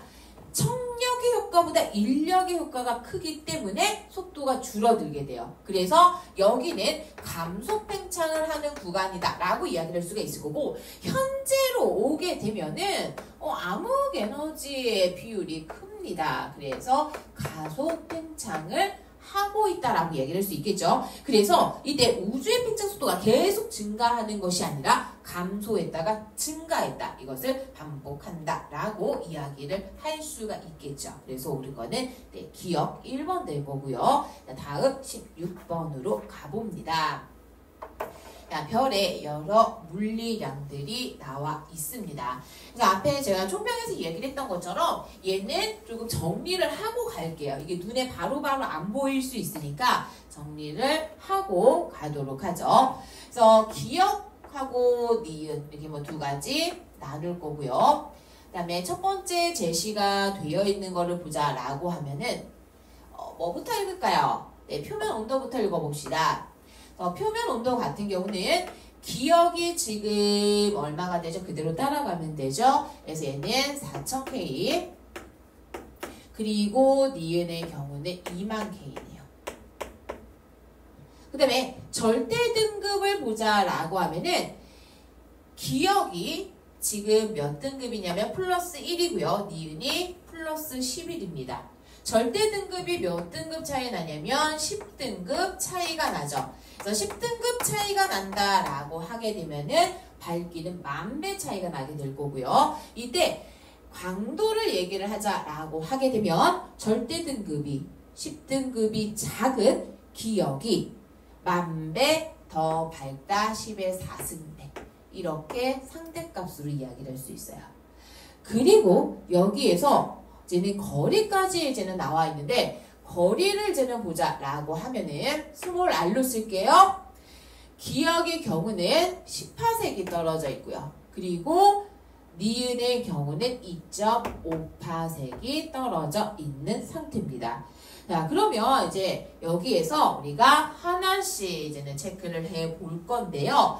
먼저 표면 온도를 보자라고 하게 되면은 표면 온도가 기역과 니은이 몇 대 몇이냐면 1대 5의 비율이죠. 이랬을 때 최대 에너지를 방출하는 파장은 빈의 변이 법칙을 따라서 표면 온도에 반비례하기 때문에요. 이때 기역에서 방출을 하는 최대 복사 에너지의 파장과 그리고 니은에서 방출하는 최대 복사 에너지의 파장을 비교한다 라고 하면 몇 대 몇이냐? 5대 1이다. 이렇게 이야기를 할 수가 있습니다. 그래서 복사 에너지를 최대로 방출하는 파장은 기역이 니은의 5배다 라고 이야기를 할 수가 있어요. 자, 그리고 여기에서 별들의 반지름을 비교를 한다라고 하면은 여기다가 이렇게 쓸게요. 이 반지름의 경우는 표면 온도와 광도에 따라서 달라진다라고 이야기를 할 수 있을 텐데 어떤 관계를 가지고 있죠? 표면 온도의 제곱에 반비례하고요. 그리고 광도의 제곱근에 비례합니다. 그래서 그대로 얘네들을 옆에 같이 써보자라고 하면은 기역은 1의 제곱분의 루트 만이죠. 그리고 니은의 경우는 5의 제곱분의 루트 1로 이야기를 할 수가 있어요. 그래서 이들의 비율이다 라고 하게 되면은 몇 대 몇이 되느냐? 아, 여기 좀 칼을 넓힐 거 그랬네? 얘가 100대 25분의 1로 이야기를 할 수가 있을 거고, 그래서 기역이 니은의 2500배에 해당한다라고 이야기를 할 수가 있습니다. 니은 옳은 것 될 거예요. 다음 디귿세제를 보게 되면은 겉보기 등급을 비교를 하라라고 되어 있습니다. 그러면 등급을 비교하기 전에 뭐부터 볼 거냐면 겉보기 밝기부터 생각을 해보자. 얘네들의 의미를 이제 볼게요. 이 겉보기 밝기를 스몰 n이다라고 얘기하면 일단 첫 번째로 우리가 봤을 때 밝은 거는 실제 밝기도 어때야 돼요? 밝아야 돼요. 그래서 광도하고는 비례해요. 반면에 또 한 가지 뭐가 있죠? 거리에 영향을 받아요. 멀면 멀수록 거리의 크기가 크면 클수록 어떻게 된다? 어두워 보이게 된다. 그래서 이때 거리와는 제곱 반비례하는 관계를 갖게 돼요. 그러면 지금 우리가 앞에서 이미 L하고 R이 있잖아요. 그러니까 이걸 계산하는 방식은 수학적인 거니까 여러분들이 보시면 될 텐데 한번 얘기를 해보죠. 얘 같은 경우는 여기다가 L이다 라고 하면 비율만 따지면 되니까 몇 배인지만 보면 되니까 얘는 R제곱분의 L로 이야기를 할 수 있어요. 그러면 기역의 경우는 이 값이 얼마가 나오죠? 지금 R이 10이잖아. 10의 제곱분의 10의 4승이에요.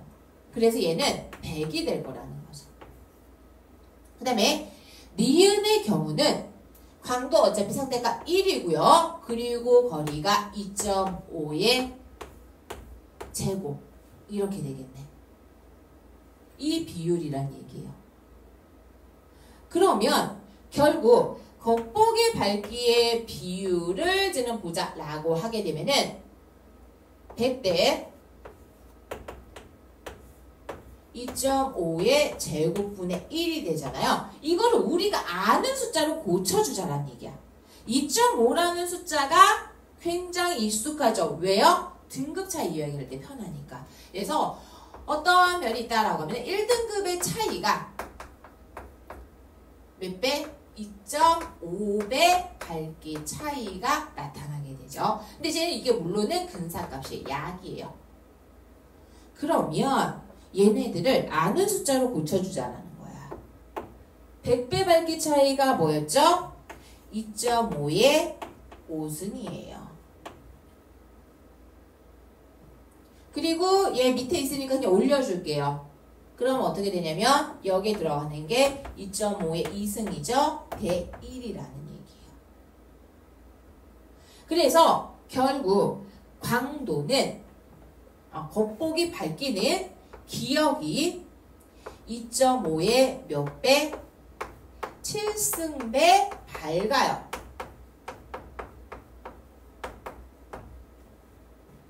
그러면 물론 이제 여기서 근사값이 약이죠. 그러면 겉보기 등급 차이 몇 배 차이, 몇 차이 나야 돼요? 7 차이 나야 되죠. 그렇기 때문에 이때 얘는 니은에 비해서 겉보기 등급이 몇 등급 작다? 7등급 작다. 그래서 니은의 겉보기 등급에서 기억의 겉보기 등급을 뺀다라고 하면은 무엇이 나와야 된다? 약 7이 나와야 된다라는 거고, 그렇기 때문에 이 수치는 6보다 크다라고 이야기를 할 수가 있겠죠.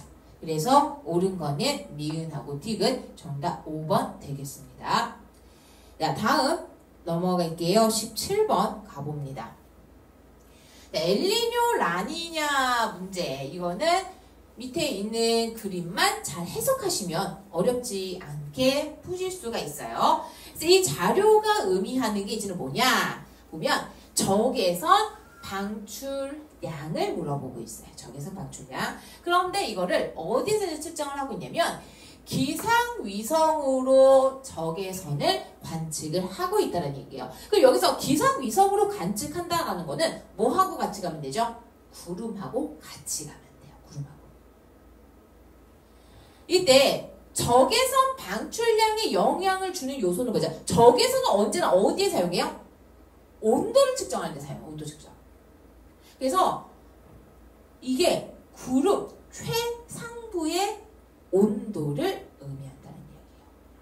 자, 그럼 보자. 여기서 얘가 마이너스 값으로 동태평양에서 나타나게 되는데, 동태평양에서 마이너스 값이 된다? 적외선을 잘 방출을 못한다는 얘기예요.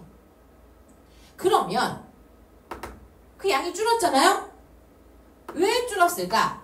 구름이 있을 때 이 구름 최상부의 온도가 뭐해졌다는 얘기죠? 에너지를 적게 방출하니까 낮아졌다라는 의미가 돼요. 그래서 이렇게 온도가 낮아진다라고 하게 되면 왜 낮아졌어요? 위로 올라가면 기온이 낮아지니까. 최상부의 온도가 낮아졌다라고 하는 게 의미하는 거는 구름 최상부가 더 높은 곳까지 올라갔다라는 의미가 되죠. 그래서 이 시기에 최상부의 높이가 높아졌다. 아, 구름이 더 위에까지 올라갈 수 있구나. 이 얘기는 이 지역에서 상승 기류의 세기가 뭐해졌다? 강해졌다. 상승 기류의 세기가 강해졌다. 이 얘기는 표층 수온이 뭐했다? 그만큼 따뜻해졌다. 높아졌다. 이렇게 여러 가지 얘기를 할 수 있습니다. 계속 얘기할 수 있죠.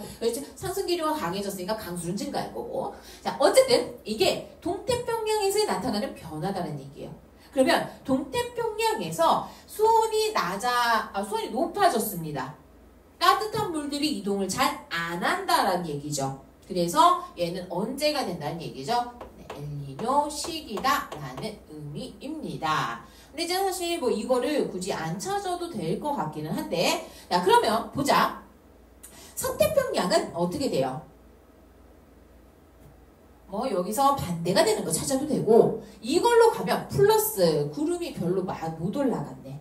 상승 기류가 약해졌다 정도로 얘기를 할 수 있겠죠. 그래서 강수량은 평년보다 적을 수밖에 없을 거고, 동태평양 같은 경우는 적도 부근 해역에서의 용승. 자, 이거 제가 항상 그 엘니뇨 라니냐는 그냥 짝대기 좀 몇 개 그려가지고 설명을 하잖아요. 그렇게 얘기를 해볼게요. 어차피 얘기가 나왔으니까. 우리 평년을 보자. 평년에 서태평양에서 동태평양 기울기 이렇게 나타날 거야. 해수면. 그리고 수온약층 항상 어떻게 보라고요? 얘하고 대칭으로. 얘가 평년의 모습입니다. 그럼 엘니뇨 시기가 된다라고 하게 되면은 무역풍이 약해지니까 편차 어떻게 되죠? 줄어들죠. 그래서 기울기가 완만해지는 게 엘니뇨 시기. 이렇게 그릴 수 있어요. 그러면 용승하고 관련되어 있는 수치는 뭐죠? 이쪽이에요. 이쪽에서 수온약층. 원래 수온약층이 여기까지 끌어올려져야 되는데 못 올라갔어요. 이 얘기가 무슨 얘기죠? 여기에 찬해수의 용승은 평년보다 뭐였다? 약해졌다. 못 올리니까. 용승이 강하면 어떻게 해서 더 크게 밀어 올린다. 이렇게 생각을 하시면 돼요. 그래서 여기서 용승은 약해졌다라고 이야기를 할 수가 있을 거고, 이때 편차는요 어떻게 되죠? 자, 이것도 이렇게 보자라고 했죠. 항상 동쪽과 서쪽에서의 편차 나오면 뭐 생각하라고요? 무역풍의 세기. 동서편차가 생기는 원인이 뭐다? 무역풍이다. 원인이 줄어들었어요. 그러면 편차도 뭐한다? 줄어든다. 평년보다 작다라고 얘기를 할 수 있습니다. 이렇게 이제 빨리 풀 수 있는데 우리는 이렇게 보면 되죠. 동태평양 같은 경우는 원래 정석으로 풀면 동태평양 같은 경우는 지금 이미 상승 기조가 강해졌죠. 그래서 평년보다 기압이 낮아졌다라는 거. 서태평양은 상승 기류가 약해졌어요. 그렇다라고 하는 거는 해면 기압이 평년보다 높아졌다라는 의미입니다. 그래서 이 둘의 차이는 어떻게 된다? 평년보다 작아진다. 이렇게 해석할 수가 있다라는 겁니다. 어쨌든 옳은 거는 기억하고 디귿될 거고요. 자, 다음 18번으로 넘어가 보도록 하죠. 자, 얼마 안 남았으니까 조금만 힘내서 하고 우리 쉬는 시간 드릴게요. 그러니까 보통 이렇게 해설하면은 한 10문제씩 끊고 해야 되는데 앞에가 너무 좀 짧아서 외계 행성계의 공전 궤도가 이렇게 나와 있고요. 그리고 시선 속도를 설명을 하고 있습니다. 항상 행성과 중심별은 공전 방향이 어때야 돼요? 같아야 되죠. 그리고 반대편, 공통지점 중심을 기준해서 마치 바가 있는 것처럼 반대편에 나타나게 되는데 이때 행성의 공전 방향이 시계 반대 방향이니까 별 또한 역시 시계 반대 방향. 그래서 이때 기억은 이렇게 순간적으로 움직일 거고 니은 같은 경우도 순간적으로 움직이는 건 이렇게 이야기를 할 수가 있습니다. 그래서 기억의 경우는 뭐가 되죠? 가까워지고 있으니까 시선 속도의 부호가 음의 값을 나타내게 될 거고, 그리고 니은의 경우는 양의 값을 나타낸다 라고 이야기를 할 수가 있어요. 자, 그러면 이거를 여기에 옮겨보자 라고 하게 되면 T1일 때의 위치가 바로 뭐가 되죠? 음의 값으로 최대 시선 속도를 가지고 있으니까 이게 기억의 위치가 될 거고, 그리고 T3의 경우가 바로 양의 값으로 최대 값을 가지고 있으니까 니은일 때다 라고 이야기를 할 수가 있습니다. 그래서 T1일 때의 위치는 기억이 될 건데, 자, 이때 중심별의 겉보기 등급은 어떻게 될까요? 문제상에서 뭐가 주어져 있냐면 식현상만 영향을 준다라고 되어 있어요.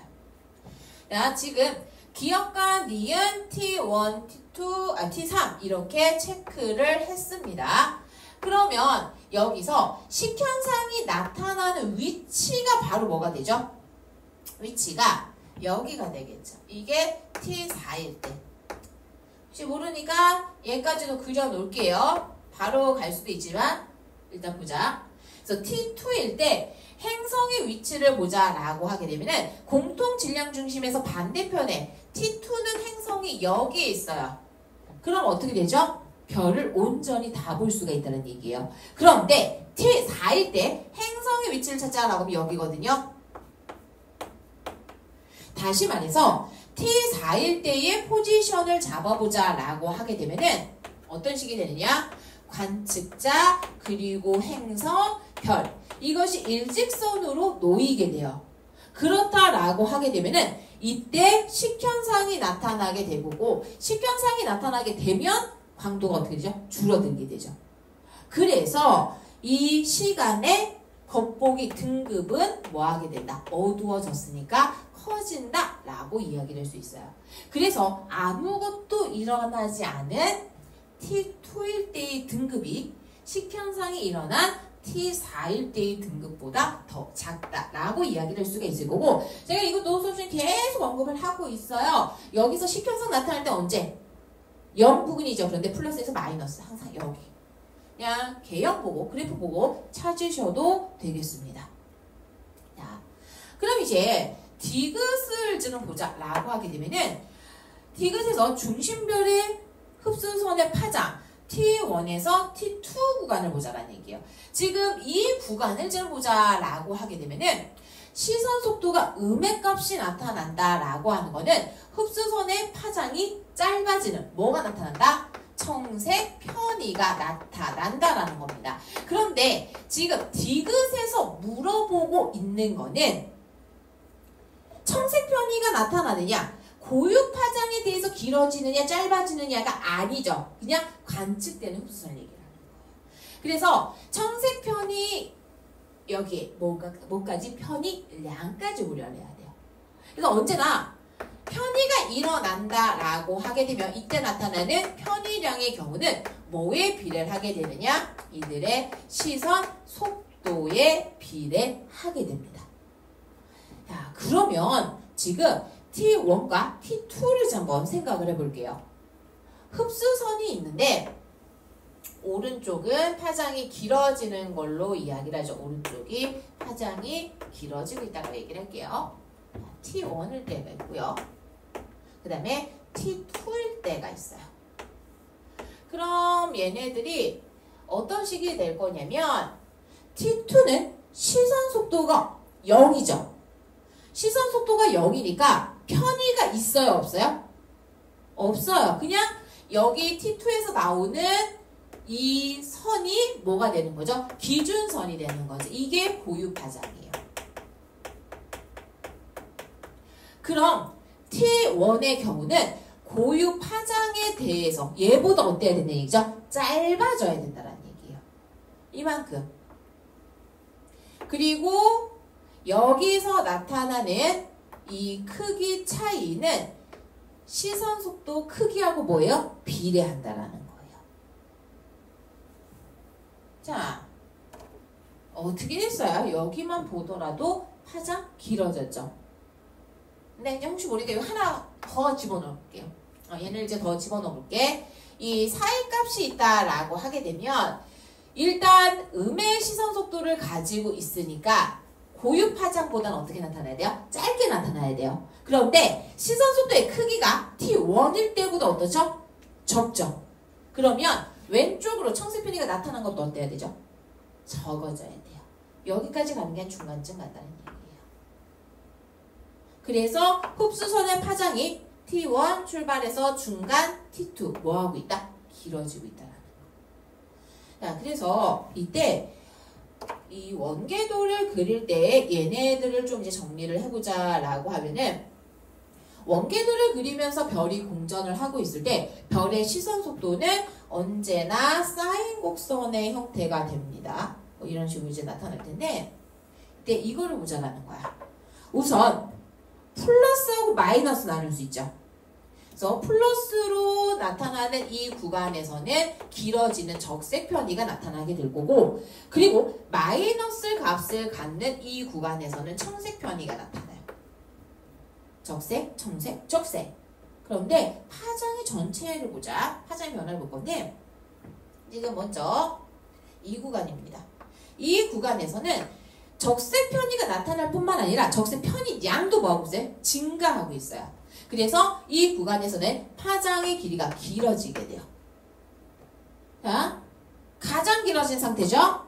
적색 편의가 일어나는데 길어지는 정도는 뭐예요? 짧아져요. 그리고 더 짧아지죠. 청색 편의까지. 그래서 지금 이렇게 가는 구간은 파장이 뭐하고 있는 구간이냐? 짧아지고 있는 구간이에요. 그리고 여기를 찍고 최대값 찍었죠. 가장 짧아졌어요. 그 다음에 이제 뭐 하죠? 다시 여기까지 오면서 길어지는 이런 분포가 나타나게 된다라는 거. 그래서 이거는 충분히 낚일만 했습니다. 그리고 제가 모의고사에서 되게 자주 사용했던 선지예요. 되게 잘 낚을 수 있거든. 힘을 크게 들이지 않고. 그래서 좋아하는 선지이기는 했는데 어쨌든 이번에 다시 보면서 정리하시면 되겠습니다. 그래서 기니디가 모두 다 옳은 것이 되고요. 자, 다음 19번으로 가볼게요. 야, 방사선 동위원소 X의 붕괴 곡선 일부 나와 있습니다. 그리고 뭐 나머지 기본적인 제한 조건들을 이제 같이 주고 있는데요. 이제 보자. 바로 갈게요.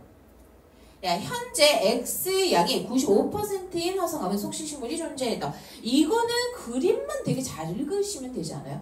그림만 되게 잘 읽으시면 되는데 95% 여기 시간이죠? 그래서 약 얼마가 된다?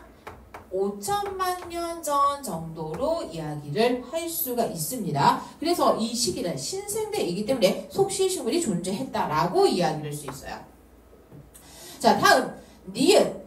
이거를 좀 고민을 했을 수도 있을 것 같기는 한데 우리가 이 방사선 동위원소의 붕괴가 일어날 때 중요한 게 있었어요. 그게 이제는 바로 뭐였냐면 얘네들의 감소하는 크기를 비교하는 겁니다. 방사선 동위원소가 있을 때 시간이 경과해요. 시간이 지나요. 시간이 지났을 때 모원소가 차츰차츰 감소하게 되는데 이때 모원소가 감소하는 비율은 시간이 경과와 상관이 있어요? 없어요? 없어요. 시간하고 상관없이 감소하는 양은 항상 똑같아요. 그래서 반감기가 항상 일정한 거죠. 그런데 시간이 경과했을 때 모원소가 감소하는 양은 시간이 지나면 어떻게 되죠? 네, 점차 줄어들게 돼요. 이거를 노린 겁니다. 이거를. 자, 이게 빨리빨리 안 오는 학생들 아니면 우리 그거 있잖아. 제가 절대 사용하지 않는 식이죠. 이거. 아직 계산 못해요. 수학 못하니까. 네, 이런 게 안 되면 심시험을 해보시고요. 그림을 그려보세요. 그림을.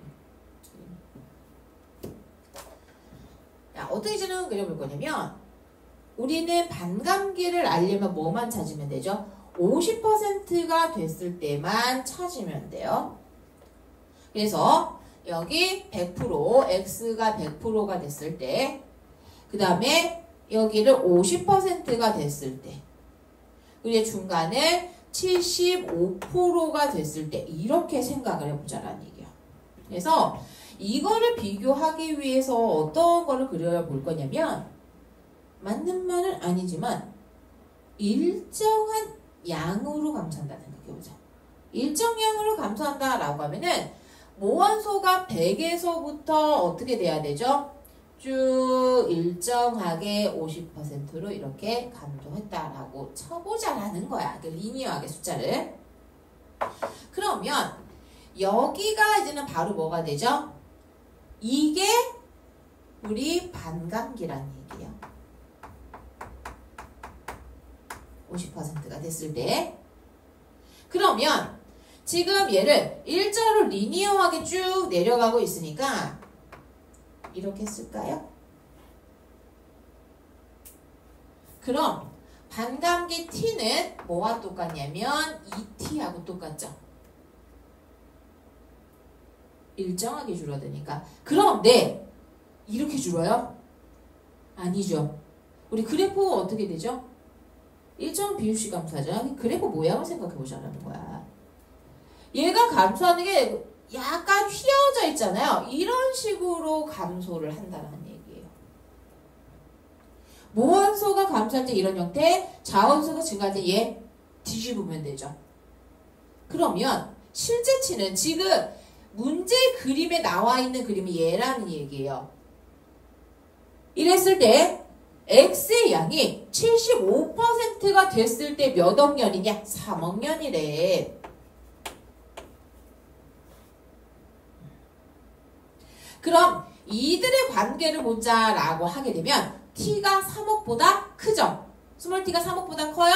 그럼 어떻게 된다는 얘기죠? 얘는 6억보다 크다라는 이야기가 되겠죠.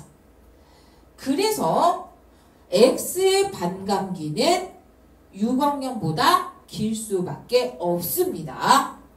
그래서 항상 일정한 비율씩 달라지는 거지 일정한 양씩 달라지는 거는 아니다라는 거. 그 부분을 주의를 하셔야 돼요. 자, 그리고 중생대 생성대 모든 화성암. 자, 이거를 역시 우리 아까 계산하는 거 말씀드렸죠. 그렇게 계산해도 되지만 나와 있는 걸 쓰자라는 얘기예요. 야, 우리 여기 되게 생뚱맞은 애가 하나가 있어요. 우리 앞에 95는 썼죠? 요 녀석. X가 78%가 됐을 때 나이를 보니까 여기 왔네요. 이게 바로 뭐죠? 2.5억입니다. 암석의 나이가 2.5억 살이다 라고 하게 되면 이게 뭐란 얘기야? 중생대에 만들어진 녀석이라는 얘기예요. 그러면 중생대에 만들어진 얘를 가지고 보자 라고 하게 되면은 Y양에 대한 X의 양은요? 얼마가 되죠? X 78% 그리고 Y 나머지 22%. 얘는 숫자가 어떻죠? 4보다 작네요. 그래서 모두 다 4보다 큰 것은 아니다 라고 이야기를 할 수가 있겠죠. 그래서 옳은 거는 기억, 니은, 그 다음에 3번입니다. 오케이? 자, 그럼 이제 마지막 20번 문제로 가보죠. 자, 20번 문제는 제가 두 가지 버전으로 풀어드릴 거예요.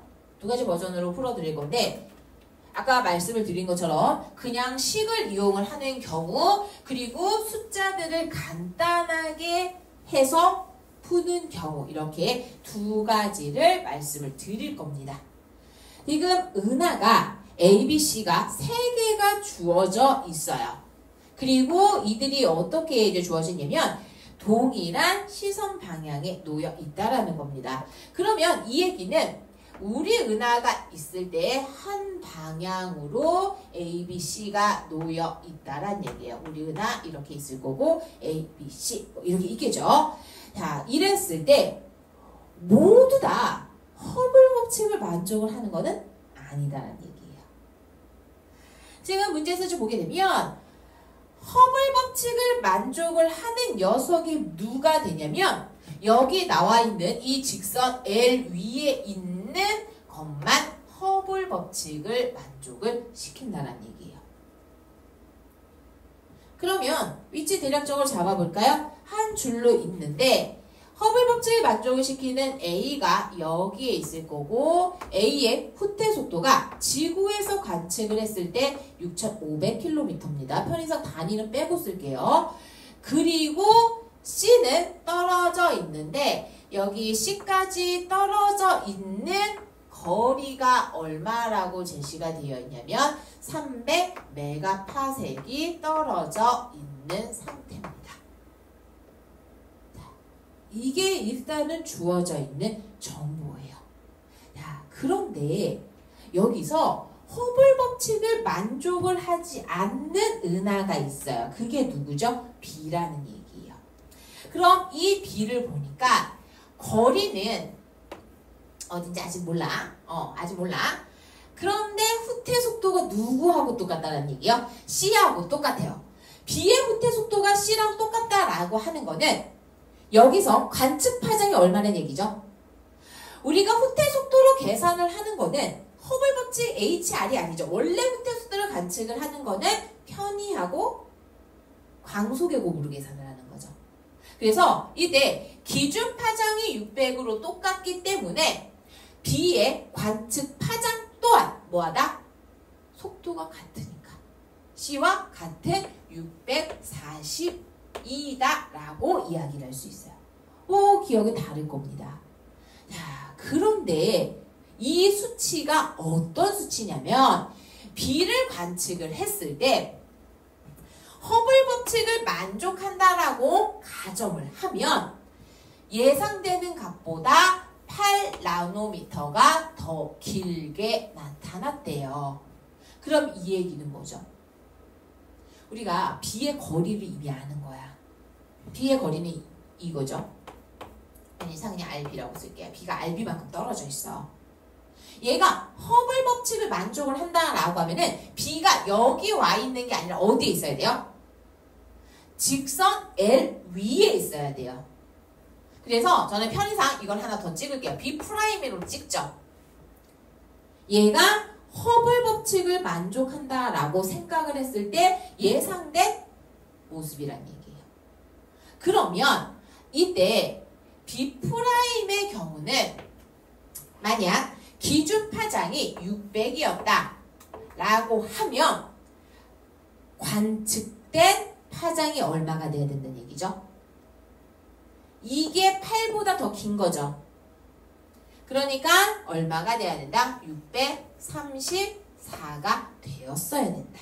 이런 의미다라는 얘기죠. 오케이? 여기까지 오셨나요? 그리고 여기에서 B가 이 사이에 이렇게 위치한다 라고 이야기를 할 수 있습니다. 우리 필요한 것들 지금 다 찾아냈어요. 오케이? 자, 그러면 먼저 허블 법칙을 만족을 하는 A하고 C에 대한 정보들을 좀 이제 이야기를 해볼 건데요. 우선 C는 편의도 제시가 되어 있고 거리도 제시가 되어 있어요. 우리가 항상 후퇴 속도다라고 하는 거는 어떻게 계산을 할 수가 있죠? 후퇴 속도는 편의와 그리고 광속의 곱으로 계산할 수 있어요. 이거는 관측치죠. 그리고 여기에서 하나를 더 쓰면 이게 허블 상수와 거리의 곱하고도 같다 이렇게 쓸 수 있는데 모든 은하가 이런가요? 아니죠. 얘네들을 같다라고 놓을 수 있다. 이 조건이 뭐다? 이 조건이 허블 법칙을 만족한다라는 얘기입니다. 그런데 우리 A하고 C는 어때요? 직선 위에 있으니까 허블 법칙을 만족을 했단 말이야.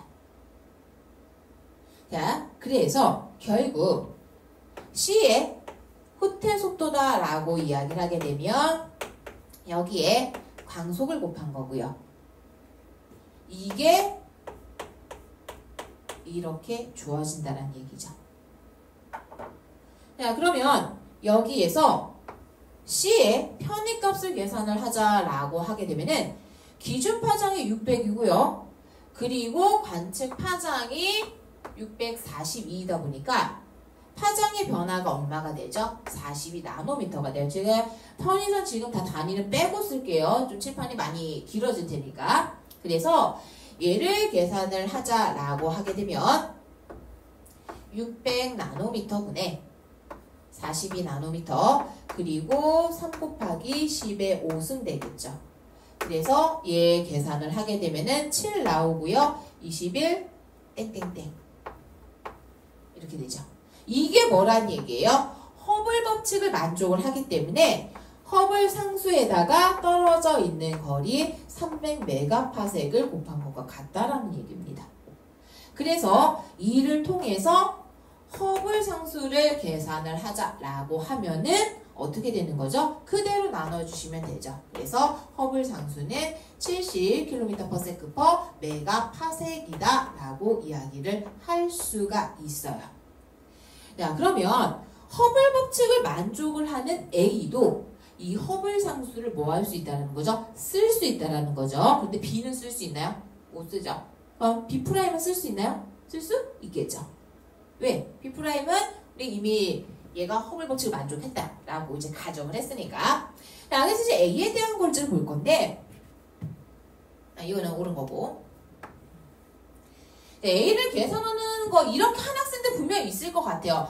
그러니까 제가 계산을 하나로만 말씀을 드리지 않는 이유는 아까도 말씀드린 것처럼 이건 수 감각이기 때문에 수에 대한 거기 때문에 그래서 일단 그런 아이디어가 떠오르지 않을 때 기본형으로 푸는 걸 일단 알려드릴게요. 그래서 기억을 계산하려면 어떻게 돼야 되죠? 기억. A의 속도를 계산을 해야 돼요. 그래서 여기에서 보자. A의 속도다 라고 이야기를 하게 되면 이것이 지금 주어져 있는 게 6,500km/s예요. 일단 km/s 맞죠? 이게 뭐가 돼야 된다라는 거죠? 400분의 기억 마이너스 400 그리고 곱하기 광속을 하시면 기억을 계산을 할 수 있다라는 거죠. 자, 그런데 저는 이렇게 안 할 거예요. 왜냐면 그러니까 저는 숫자가 이렇게 나오면 항상 뭐로 하냐면 우리 지약은 숫자 지저분한 거 안 나오잖아요. 지약에서 숫자 지저분하다 그러면 루트 2 아니면 루트 3이 지저분한 거잖아. 그래서 딱 보면 얘네들 막 배수 이거를 따지고 드는데 그게 안 보인단 말이에요. 그래서 이렇게 하자는 거야. 우리 지금 기억에 정확한 수치를 계산하는 게 아니라 대소비교만 하는 거죠. 대소비교. 그럼 뭐예요? 411대를 생각을 해보자는 얘기예요. 411대를 가정을 해봅니다. 만약 기억이 410이다. 그럼 이렇게 계산을 했을 때 속도를 비교를 하게 되면 411대 계산한 속도보다 빠르면 큰 거고 느리면 작은 거고 그리고 410이면 기준이 4니까요. 4분의 10 하면 또 숫자 이쁘게 떨어지잖아요. 그러니까 이런 걸 생각하라는 거죠. 약분을 최대한 하기 위해서. 물론 아까도 얘기했지만 이거 그냥 길게 끌고 가셔도 상관없어요. 저보다 여러분들이 연산을 훨씬 잘하실 거예요. 저는 게을러서 숫자를 최대한 간단하게 하려고 합니다. 자, 그래서 410이다 라고 가정을 해보자 라고 하게 되면 이때 A의 편의는 뭐가 되느냐? 410 마이너스 400으로 얘기를 할 수 있으니까 10이 될 거예요. 10이 될 거고 그리고 이때 이를 이용해서 계산을 한 A의 속도다 라고 하게 되면은 400분의 10이죠. 그리고 광속을 곱합니다. 그러면 4분의 10이 2.5고요. 7,500 나오겠네요. 2.5 곱하기 3은 7.5니까 그럼 다 나왔죠. 411대의 후퇴 속도가 7,500인데 얘는 후퇴 속도가 얼마예요? 6,500입니다. 그러니까 파장 변화는 어때야 된다는 얘기죠? 네, 짧아야 된다. 그래서 410보다 기억은 작다라고 이야기를 할 수가 있겠죠. 오케이? 자, 그러면 이제 우리가 A하고 C에 대한 걸 이제 봤는데 이제 B에 대한 거를 찾아보자라는 얘기예요. B. 자, 우리가 은하를 이렇게 이제 써놨잖아요. 써놨는데 뭐를 물어보는 거죠? 이 둘 사이의 거리가 얼마일지를 보자라는 거예요. 거리가 얼마일지. 그런데 B는 아까 얘기를 한 것처럼 허블 법칙을 만족하지 않았으니까 누구를 데리고 오자고요? B'을 데리고 오자. 왜? 어차피 거리가 똑같으니까. 자, 그러면 지금 여기에서 우리가 B'은 허블 법칙을 만족을 하기 때문에 뭐 하면 돼요? HR로 거리 계산하시면 돼요.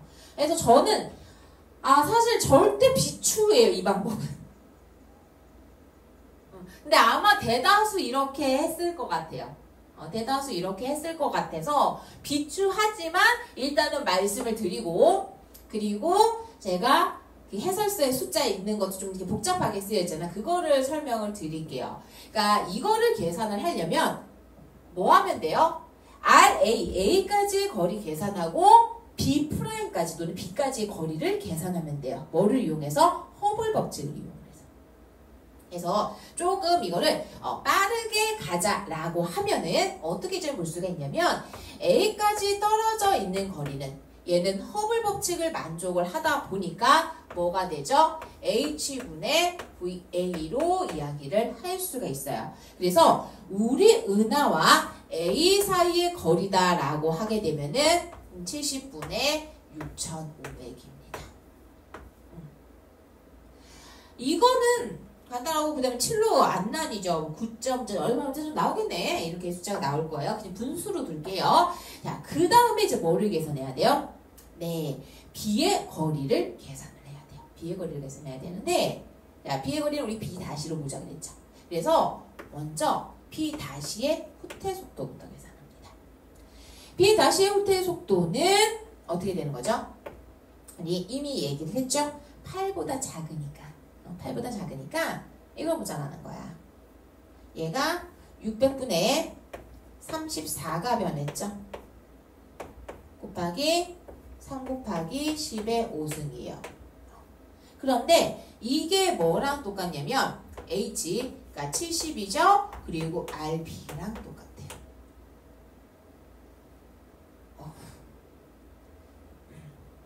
그래서 결국 A와 B 사이의 거리다라고 하는 거는 RB-RA로 이야기를 할 수가 있을 거고요. 얘를 간단하게 정리를 그나마 하자라고 하게 되면은 이렇게 정리가 되겠네요.